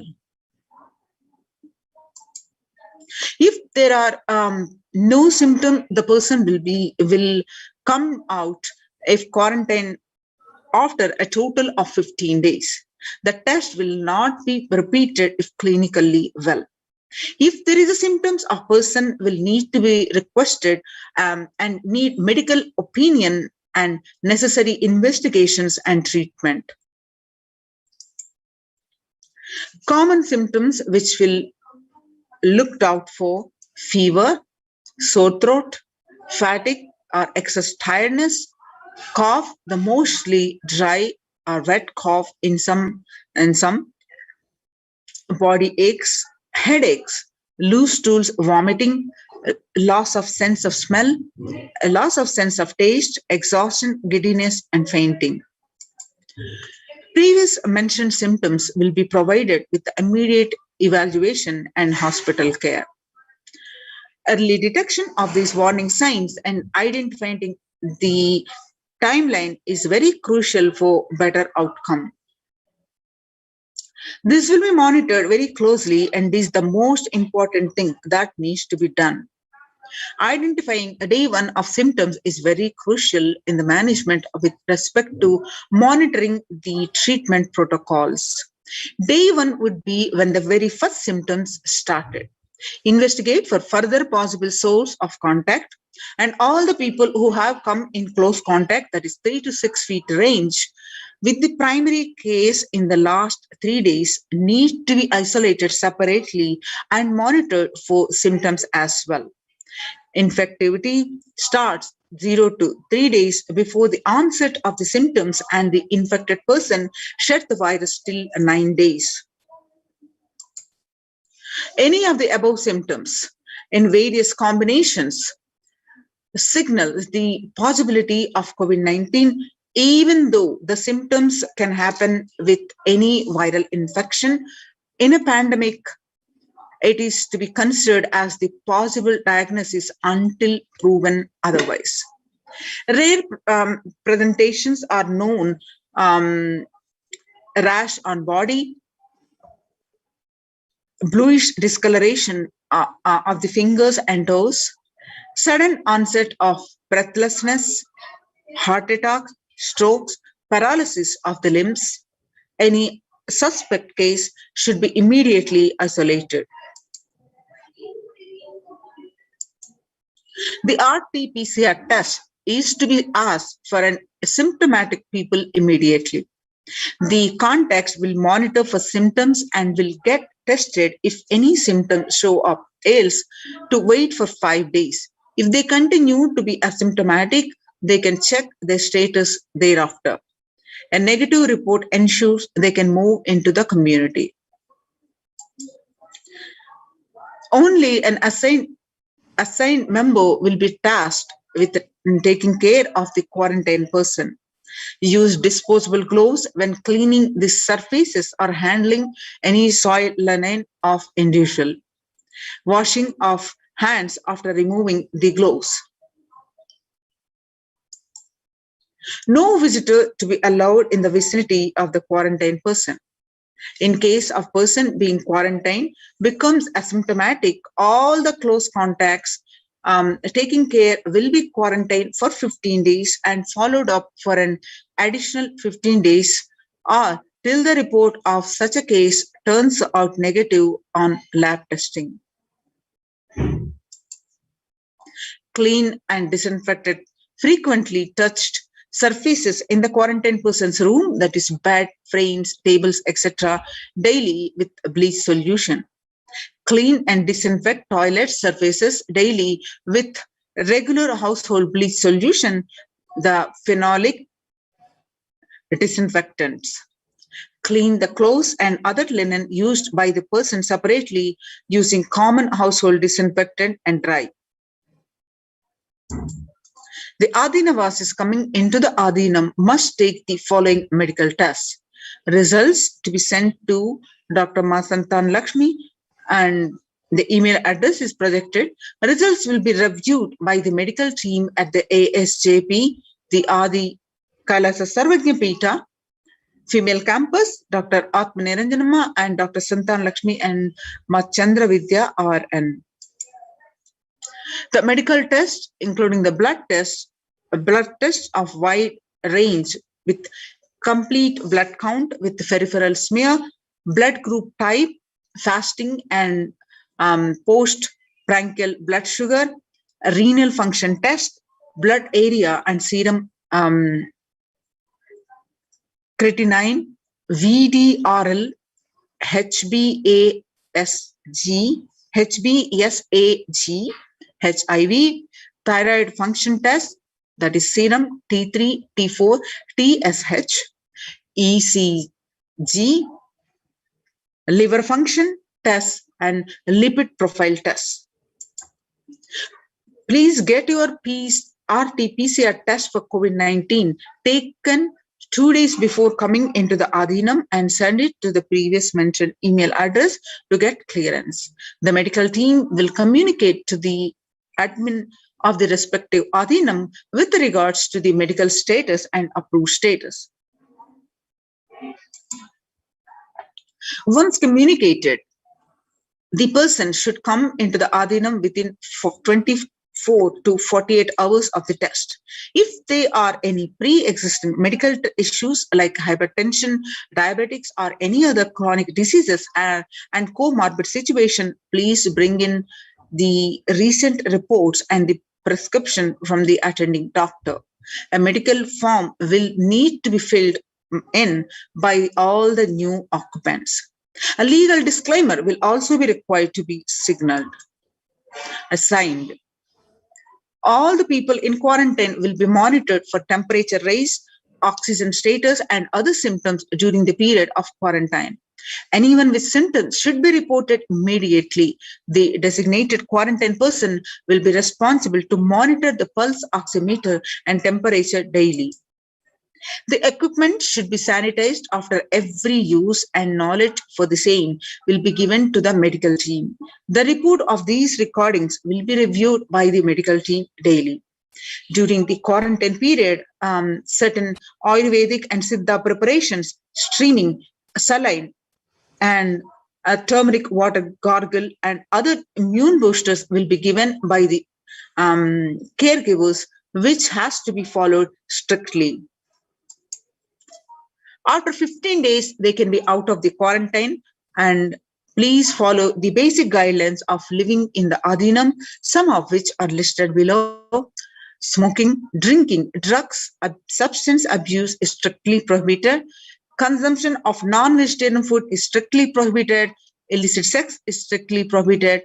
Please follow the basic etiquette like traditional Indian clothing, personal and environmental cleanliness, and hygiene. The following measures below will help prevent in this spread of infections in the Adinam, such as colds, flu, and stomach bugs, and protect the Adinavasis. Make sure the workplace are clean and hygienic surfaces, that is desk, tables, and objects, that is telephones, keyboards, need to be wiped out with disinfectant regularly to prevent. Promote regular thorough hand washing by Adinavasis. Please keep sanitizing hand rub dispensers in prominent places around the workplace. Make sure the dispensers are regularly refilled. Display posters promoting hand washing skills, the virus on your hands, and prevent the spread of the infection. Promote good respiratory hygiene in the workplace and display posters promoting respiratory hygiene, and good respiratory hygiene prevents the spread of the infection. Anyone with a mild cough or a low-grade fever which is 37.3 Celsius or more, need to be monitored by health personnel with isolation even if symptoms are mild. They should wear ordinary surgical face masks rather than N95 face masks in their quarantine room. Medications such as paracetamol, acetaminophen, ibuprofen, or aspirin may mask symptoms of infection. Ensure the pre-order sufficient supplies and materials, including masks, tissues, and hand sanitizer for all people. Travel precautions. Travel outside of the Adhinam must be discussed with the medical department. No one is leave the premises without approval. Plan of actions. When someone is infected with COVID-19, the plan should cover putting the ill person in an area where they are isolated from others. Local health authorities will be notified. A medical team have a working relationship with a good hospital for any medical emergency. Please note down emergency contact numbers of the hospitals where you may have to shift people to. All the medical team members and the admins will have it with them for immediate in reference. Join the Kailasa's COVID care protection centers and register now through the link below, https://kailasa.org/Kailasa care.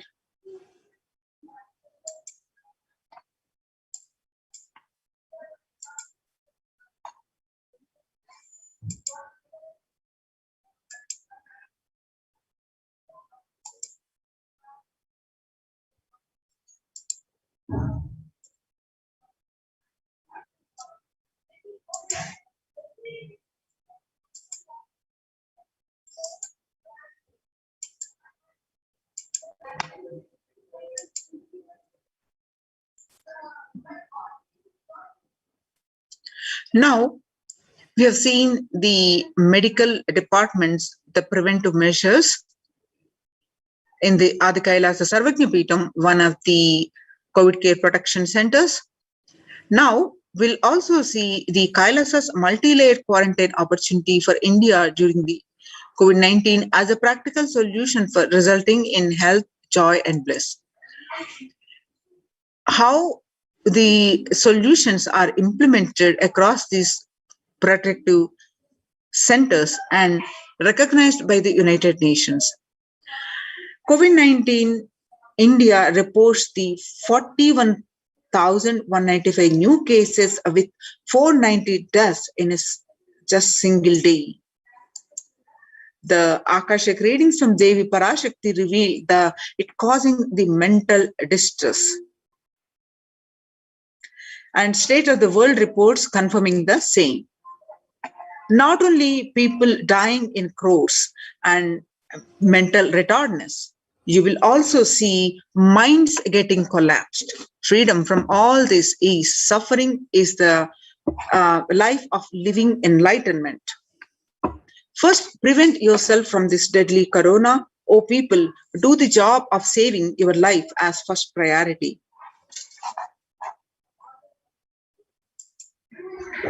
Listen properly, people. The only way to protect yourself from this overflowing cosmic pralaya and from the demonic people who search for destruction for themselves and for others because of pralaya. Go to Adi Kailasa, getting shelter at the feet of Paramashiva. Save your life from corona and death, academic crisis, mental collapse, and that is formed because of corona. Save yourself and move towards the living enlightenment. Move towards Paramashiva Paramporul, doing yoga and tapas, doing seva to all the devotees of Paramashiva. Live a good life. Just for that, I have opened the doors of Adi Kailasa for all those in the universe, not only human beings, as even Siddhas, Jnanis, and Yogis have come and are doing penance in Adi Kailasa. For everyone who come, goodness, prosperity, Jnanam, and Yogam will overflow. Do not have fear, bliss is there. Do not have worry, I will protect with goodness. Happiness is there, enlightenment is there. Do not have fear, bliss is there. I am solving sufferings. I am the Samaya Purattu Kannathal who comes and helps at the right time. And the mental distress is caused because of the pandemic. The unemployment rate predicted to reach 10%, and the unemployment, according to the Treasury figures, the best but estimate show the rate would have been higher without the Job Keepers program. And the next reason is, along with the unemployment, the rising food world prices causing concerns among the people.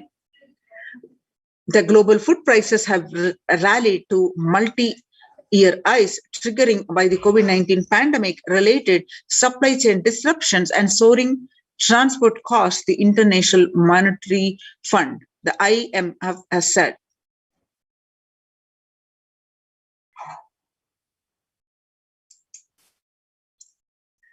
The revelations on the Devi Parashakti on 5th June 2021 about the concerns of the mental health across the world. And media articles also confirming the same on following the Devi revelations. Media articles,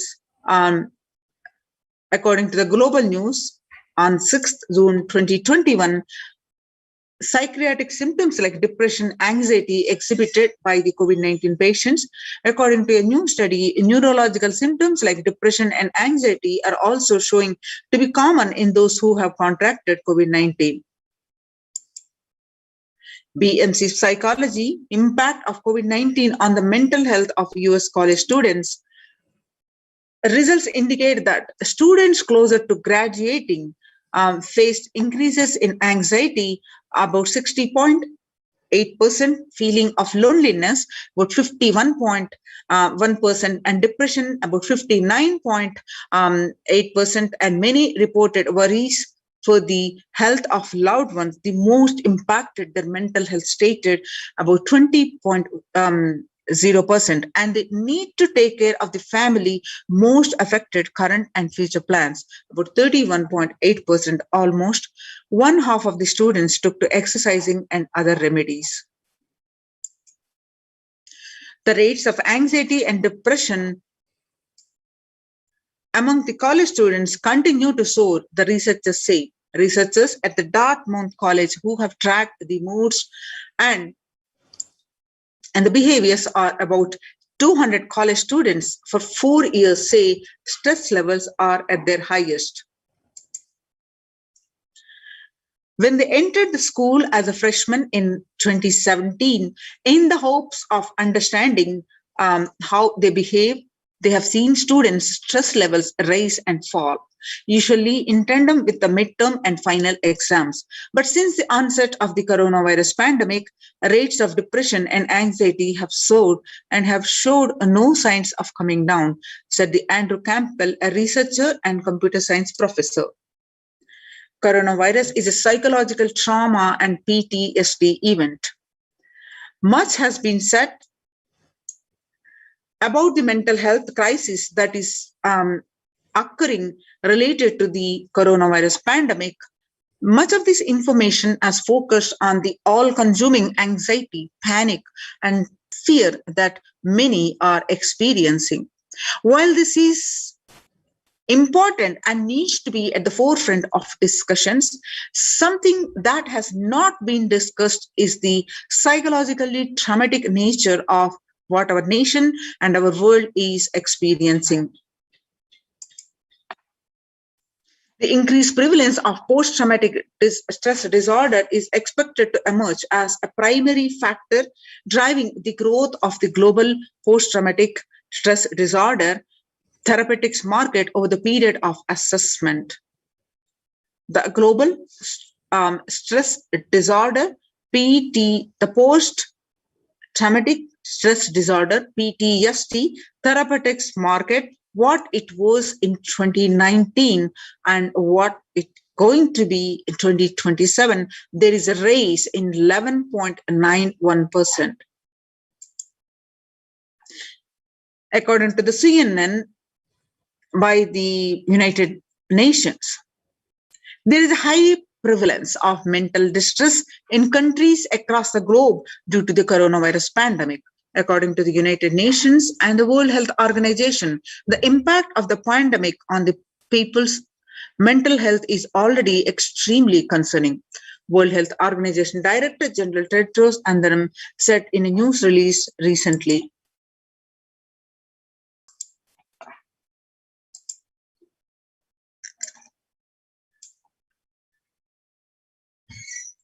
It is now crystal clear that mental health needs must be treated as a core element of our response to and recovery from COVID-19 pandemic, Tedros added.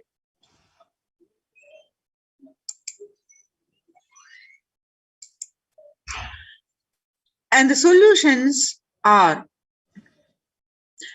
yoga greatly improves mental, spiritual, and physical health. People who practice yoga experience less anxiety, less depression, and fewer symptoms of post-traumatic stress disorder.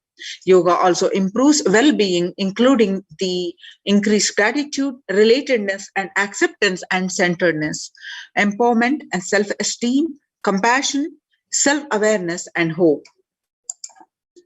Yoga can help us to manage the stress levels and self-regulate, an important tool in the current time. We are all equipped with the innate coping strategies for responding to stress, but sometimes our stress response can become out of balance. We are living in a world that regularly activates our sympathetic response, the body's way of responding to stress, sometimes called fight or flight. This is balanced by our parasympathetic response and the way our body helps us to rest and relax. Yoga can help us bring our parasympathetic response back online and allows us to find balance.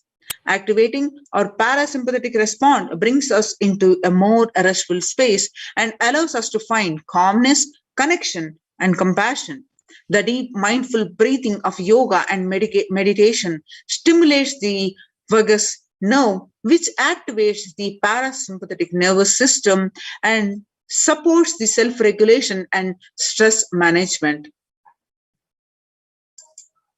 Yoga is now being used as an empirically based treatment, often in combination with other interventions which benefit for both physical and mental health. Many clinicians are recommending yoga as it may help support the effectiveness of the traditional treatment approaches.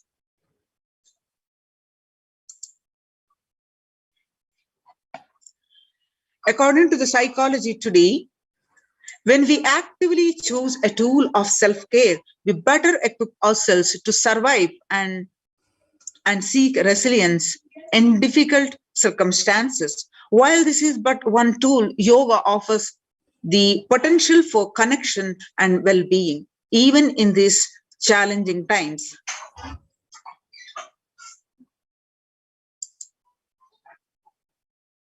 Spirituality benefits mental health.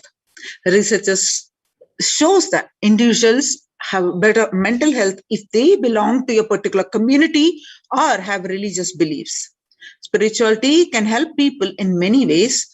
First and foremost, spirituality or religion can help people find meaning in their lives, which is instrumental in improving one's mental health.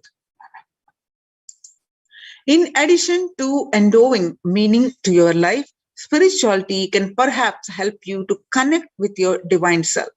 It has the potential to improve mental, physical, and emotional well-being as well. It has been a source of relief and comfort from various challenging issues for thousands of years.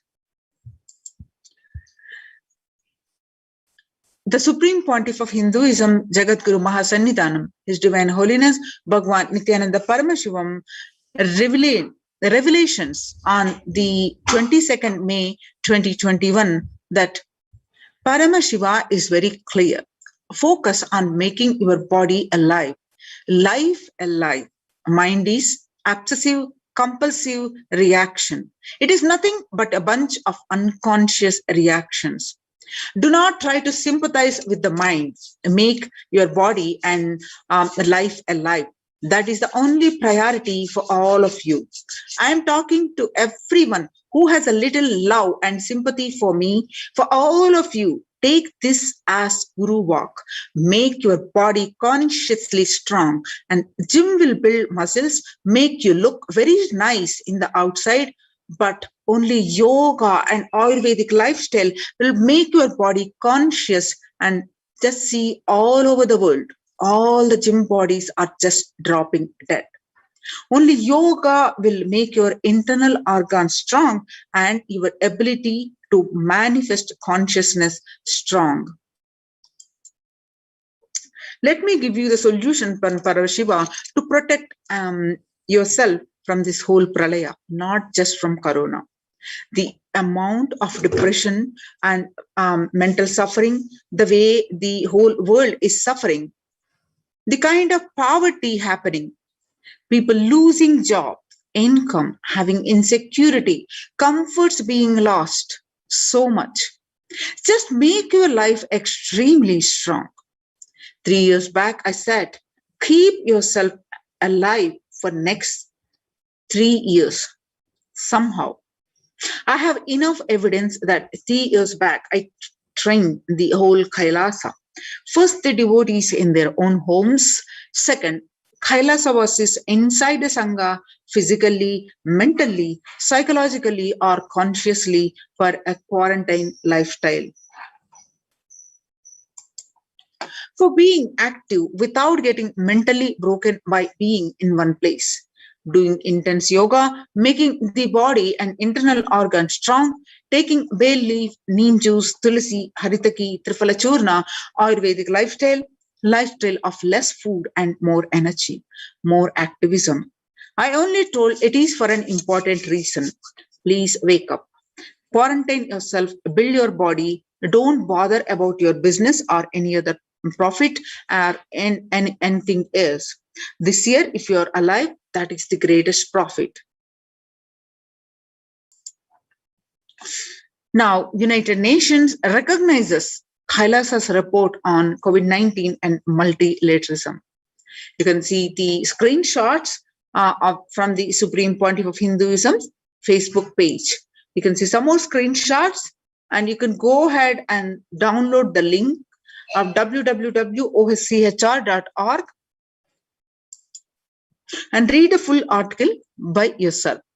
The report published on their website, www.ochchr.org. The globalization of disease has led the world to be as resilient as the least resilient country and person, especially for highly contagious COVID-19, which has spread with a scale and severity not seen since Spanish flu. The variants of this virus, such as the Delta, Delta Plus, Epsilon, Gamma, continue to threaten even those vaccinated.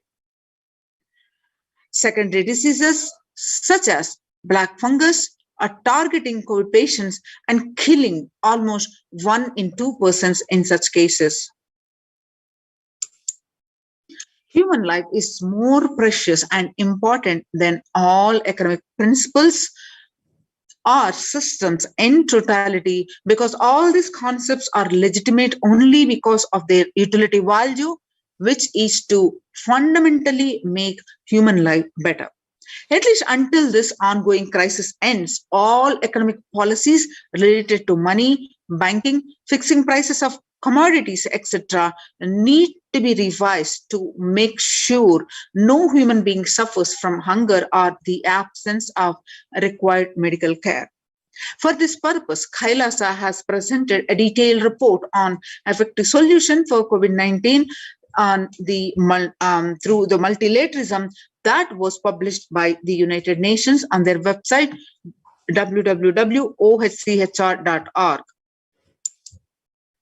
The earlier reports recognized by the United Nations, a report on the rights of indigenous women and girls, and a report on femicide. And this is the third report on COVID-19 and multilateralism, a report submitted by the Adi Shaivite Minority Tradition ASMT Hindu Community Kailasa Union. The report submitted in the month of June 2021 and recognized about over 2 weeks.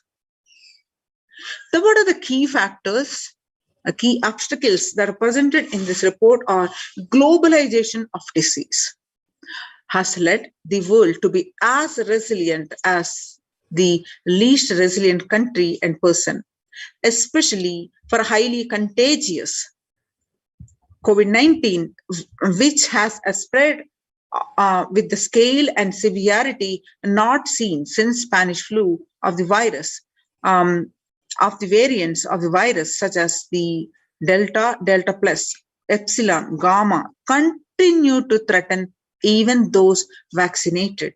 The secondary diseases such as black fungus are targeting COVID patients and killing almost 1 in 2 persons in such cases. Second, distorted policy decisions and conflicting principles can lead to polarizations amongst nations and within, leading to various extremes such as the hoarding of vaccines in some places and the wastage of vaccines in others, and an unaddressed shortage of vaccines globally. The pandemic has exposed the fragility of the global system. The disruption in the supply chain is especially worrisome for essential food supplies, which disproportionately affects the already most vulnerable even more. Fourth, the lockdowns have brought the global economy into crisis, bringing recessions and worsening unemployment rates. Frequent lockdowns and the ongoing threat of famine, especially in countries where the employment is predominantly informal, are exacerbating worries that starvation may cause more suffering than the virus itself.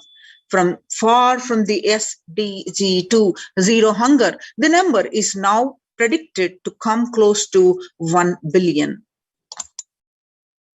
You can see the supporting documentation here projected on the screen. Solutions. What are the key solutions presented? First, revised economic principles or policies. Human life is more precious and important than all economic principles or systems in totality, because all these concepts are legitimate only because of their utility value, which is to fundamentally make human life better. At least until this ongoing crisis ends, all economic policies related to money, banking, fixing prices of commodities, etc., need to be revised to make sure no human being suffers from the hunger or the absence of required medical care. As per Hindu principles, the world is, including the economy, evolves through 5 phases: creation or growth, sustenance or stagnation, recession or revitalization, reinvention, breakthrough. As per Hinduism, conventional economic growth is observed when best practices are applied diligently. However, during the times of crisis led us to the 4th and 5th phases, wherein the need to reinvent and deliver a breakthrough becomes both a survival need and an opportunity to surpass any means and measures of conventional economic growth.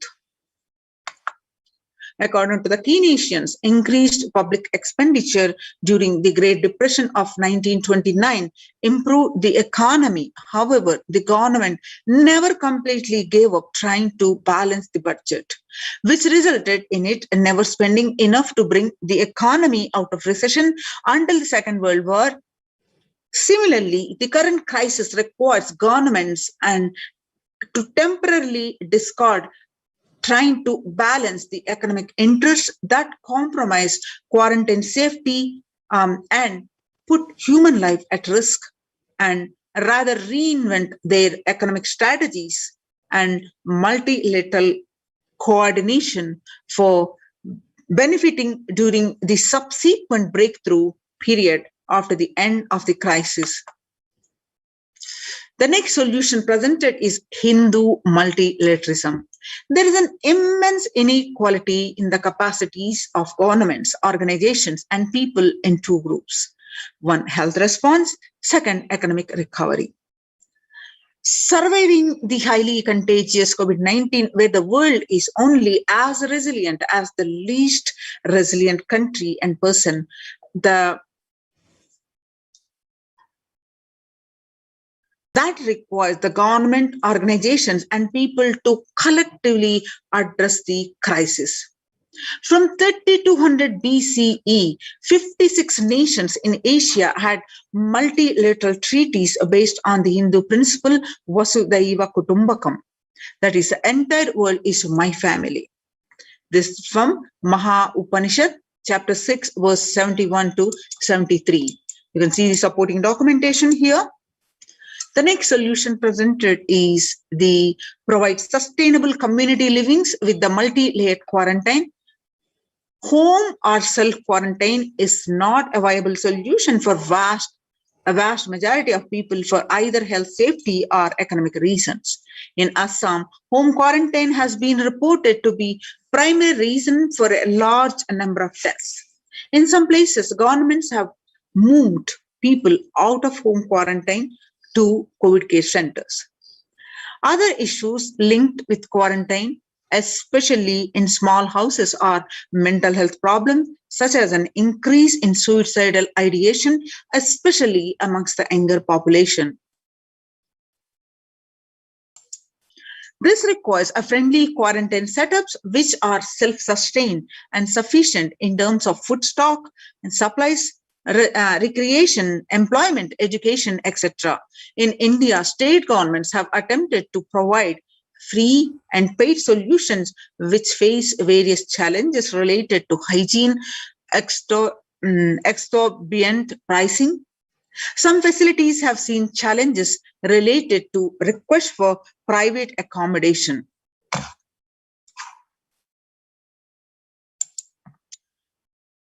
Experimental townships such as Araville have demonstrated a fair amount of success in creating a friendly, safe, compliant quarantine facility. However, solutions such as Araville are not open to public. For 2 decades, the leader of the ASMT Hindu community, the Supreme Pontiff of Hinduism, Jagadguru Mahasannidhanam, His Divine Holiness Bhagwan Nithyananda Paramashivam, had been creating townships like Araville across more than 100 cities in several countries. Most of these townships, such as the ASMT Monastery India, Bangalore, have been open to offer multi-layer quarantine as a free public service with free food accommodation, free internet to work from home, and that is monastery. The ASMT community has seen a fair amount of success in these townships with 0 reported cases of COVID infection in the past 2 years and has already saved many lives. The Supreme Pontiff of Hinduism, Nithyananda Paramashivam, has urged citizens worldwide, especially from religious regions severely affected by the pandemic, to protect themselves as the topmost priority and avail these free quarantine facilities that the community has created, especially as the home quarantine has failed for many and is known to be a primary reason for a large number of deaths in many scenarios. The Supreme Pontiff of Hinduism, Nithyananda Paramashivam, has emphasized the need and urged the government worldwide to provide food, safety, medical care, shelter, and all survival needs to all human beings under their care with absolute multi-layer quarantine until the coronavirus is eliminated from planet Earth, including all different strains of the disease. You can see the supporting documentation here. The next is educate citizens on individual pandemic management. Unlike various pandemics, the current era provides active, real-time visual information about the fatalities. Underreporting of this data may give a false hope, may make people reckless. Exaggerations in reporting can also make people reckless, as they may feel eventual death due to a coronavirus is inevitable.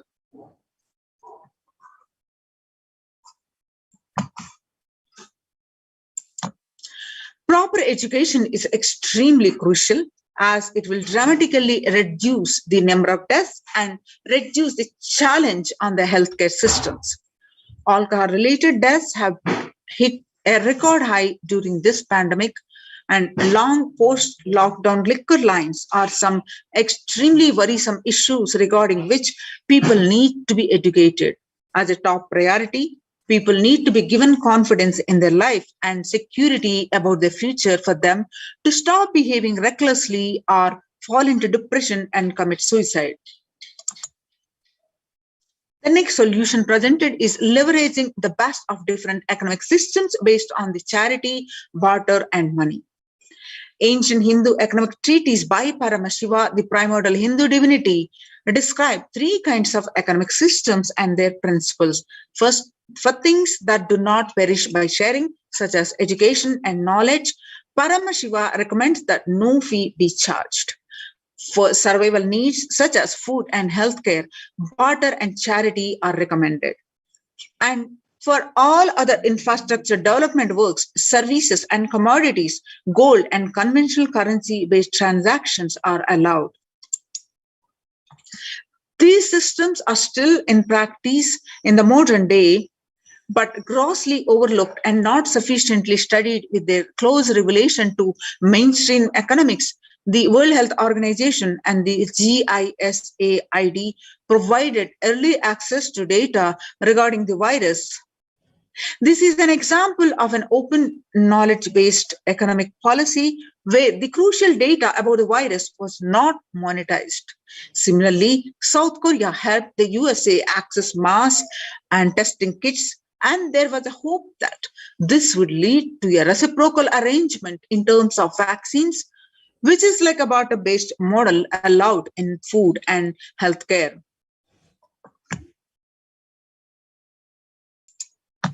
Next solution presented is Hindu policies for food security. A highly effective concept for ensuring food security in ancient Hindu nations was that of food grain banks. These were prevalent until the 18th century. The elderly in villages would start food grain banks with the seed capital of grains collected by fundraising. If any person met with a crisis such as the crop failure, the food grain bank would lend him grains in exchange for an interest. The compound interest was prohibited in grain banks.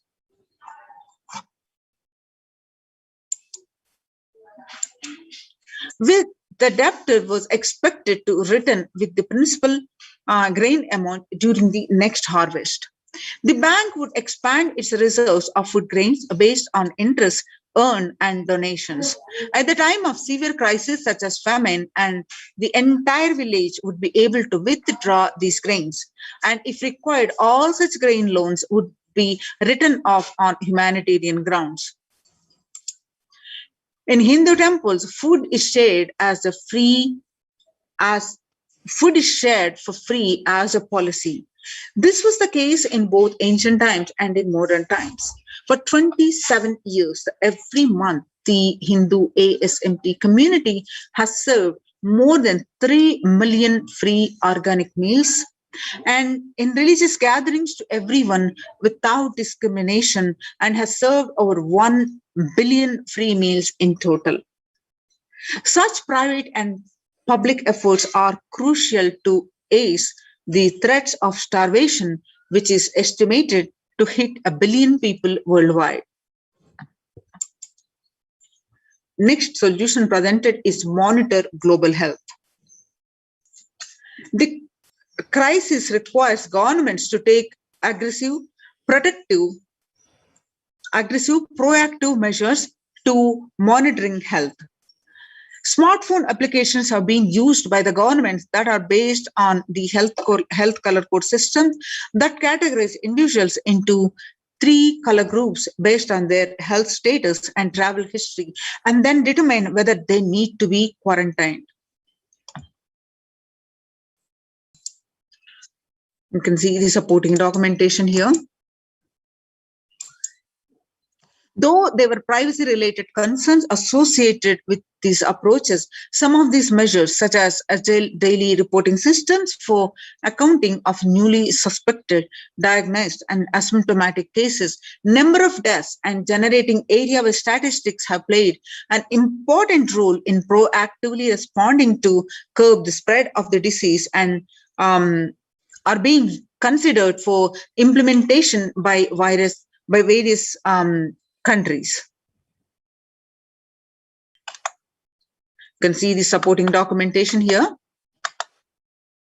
The next is the traditional medicine. In Hinduism, nature and planet Earth are respected as living divine mother energies capable of providing us with all our survival needs, food, medicines, etc.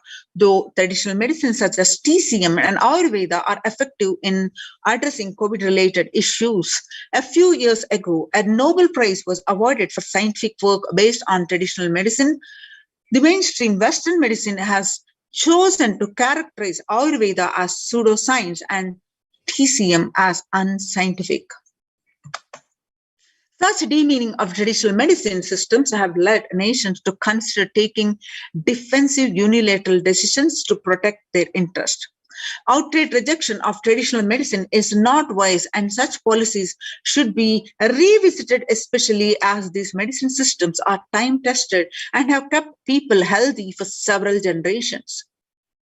Kailasa Union recommends governments worldwide to provide solutions like Kailasa's Hindu medicinal care, which includes completely free of charge services such as Ayurveda, yoga, Siddha, Western medicines, and multi-layered quarantine for complementing their ongoing public health efforts. Intellectual Treaty for Pandemic Preparedness. The international multilateral negotiations and treaties should consider the multilateralism based on the spirit of Vasudhaiva Kutumbakam, that is, the entire world is my family. Second, the prioritizing importing education and individual pandemic management and giving hope to people. Third, the multilateral strategies and coordination for the pursuance of SDG 11, the sustainable cities and communities with additional emphasis on multi-layered quarantine. The waiver of patents on extremely essential vaccines and common global funding of vaccines. Next is everyone should be provided access to traditional healthcare systems that is free from policies that are prejudicial and discriminatory towards these systems. The creation of food grain bank systems and other traditional economic systems as described in this report would help the most vulnerable people of the world protection without disrupting life and economy such that the effects of lockdown are unnoticeable. You can see the supporting documentation here.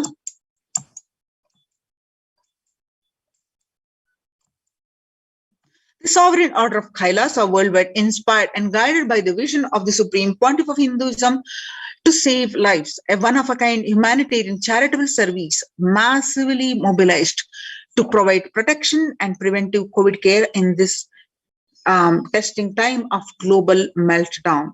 Through the initiative, Kailasa has been consistently supporting people through free food banks, that is Annadanam, free medical care, and many more services. The impact of mental disorders and lack of spiritual strength during a humanitarian crisis are often difficult to access and inflict lasting damage. To assuage this, Kailasa is offering spiritual programs, temple events, and spiritual healing online.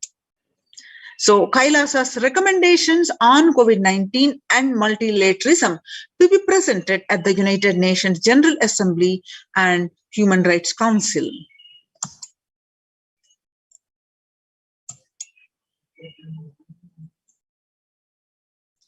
So Kailasa's report on recommendations on an international treaty on COVID got accepted and published by the United Nations.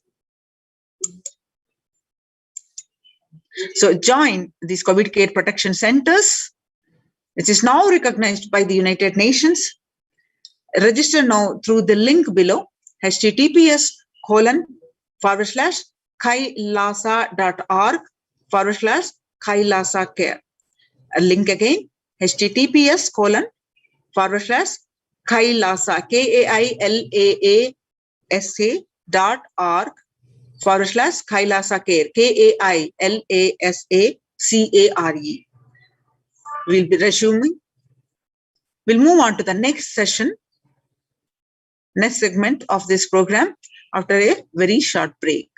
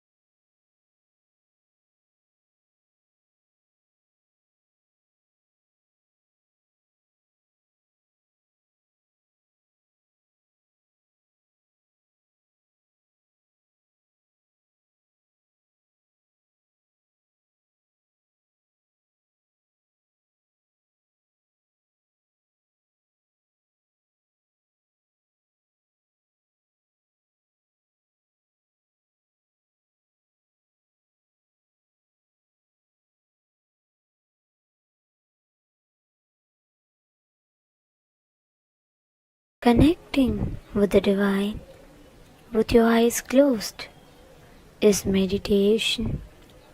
Connecting with the divine with your eyes open is darshan. Come, let us all now move from meditation to darshan.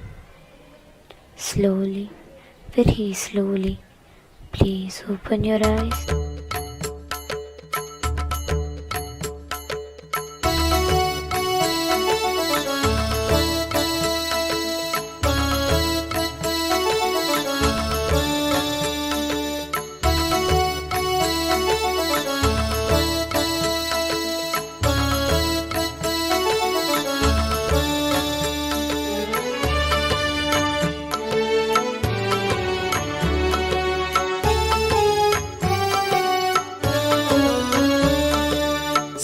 नित्यानन्दार्थ बन्धो भस्मलिप्ताङ्गगाङ्गेय कारुण्य सिन्धु श्री नित्यानन्दार्थ बन्धो भस्मलिप्ताङ्गगाङ्गेय कारुण्य सिन्धु श्री नित्यानन्दार्थ बन्धो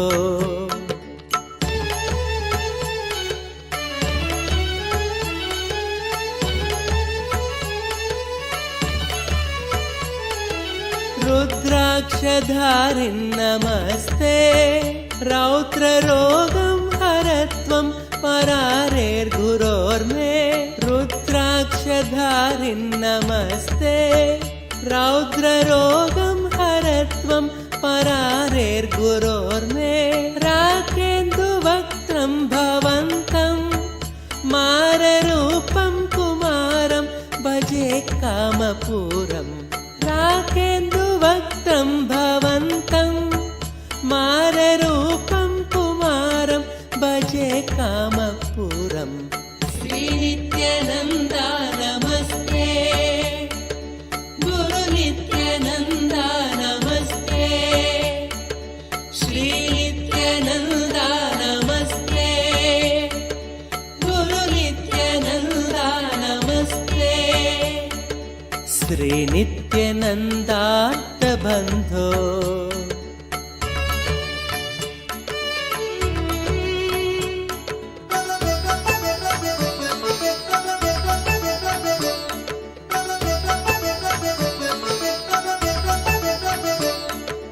मां पाहि रोगादघोरात् मङ्गलापाङ्गपादेन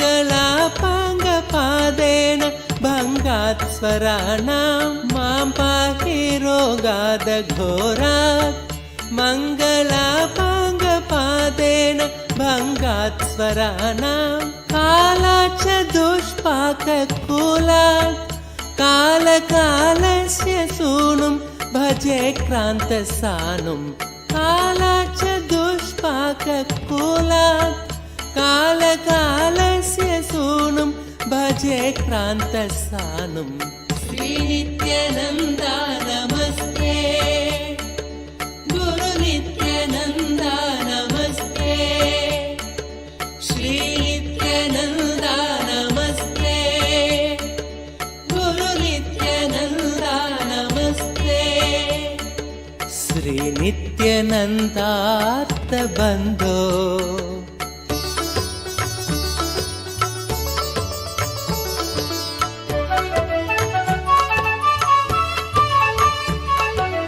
ब्रह्मादयो यस्य शिष्या ब्रह्मपुत्रा गिरौ यस्य सोपानभूता ब्रह्मादयो यस्य शिष्या ब्रह्मपुत्रा गिरौ यस्य सोपानभूता सैन्यं सुराक्ष्वापि सर्वे सामवेदादिगेयं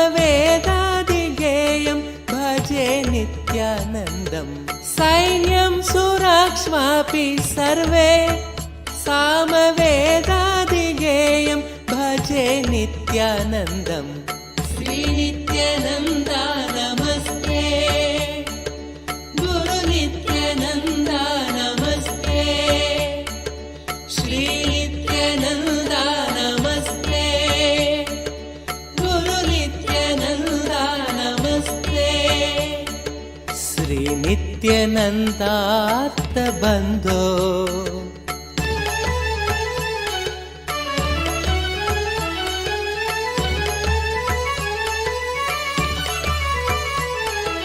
काषाय संवीतगात्रं कामरोगादिसंहारि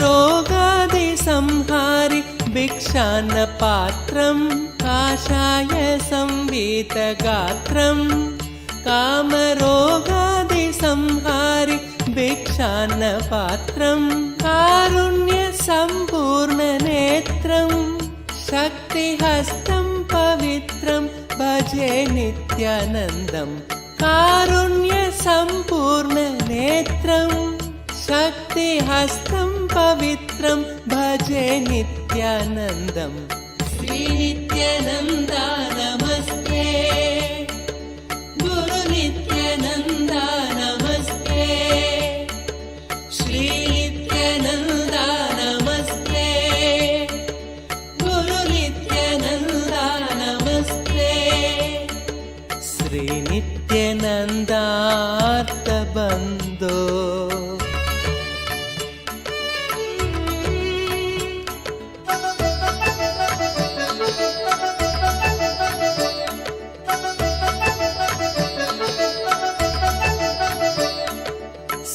श्रीनित्यशैले वसन्तं साधुसङ्गस्य रोगान् सदा संहरन्तं श्रीनित्यशैले वसन्तं साधुसङ्गस्य रोगान् सदा संहरन्तम् ओङ्कारतत्त्वं वदन्तम्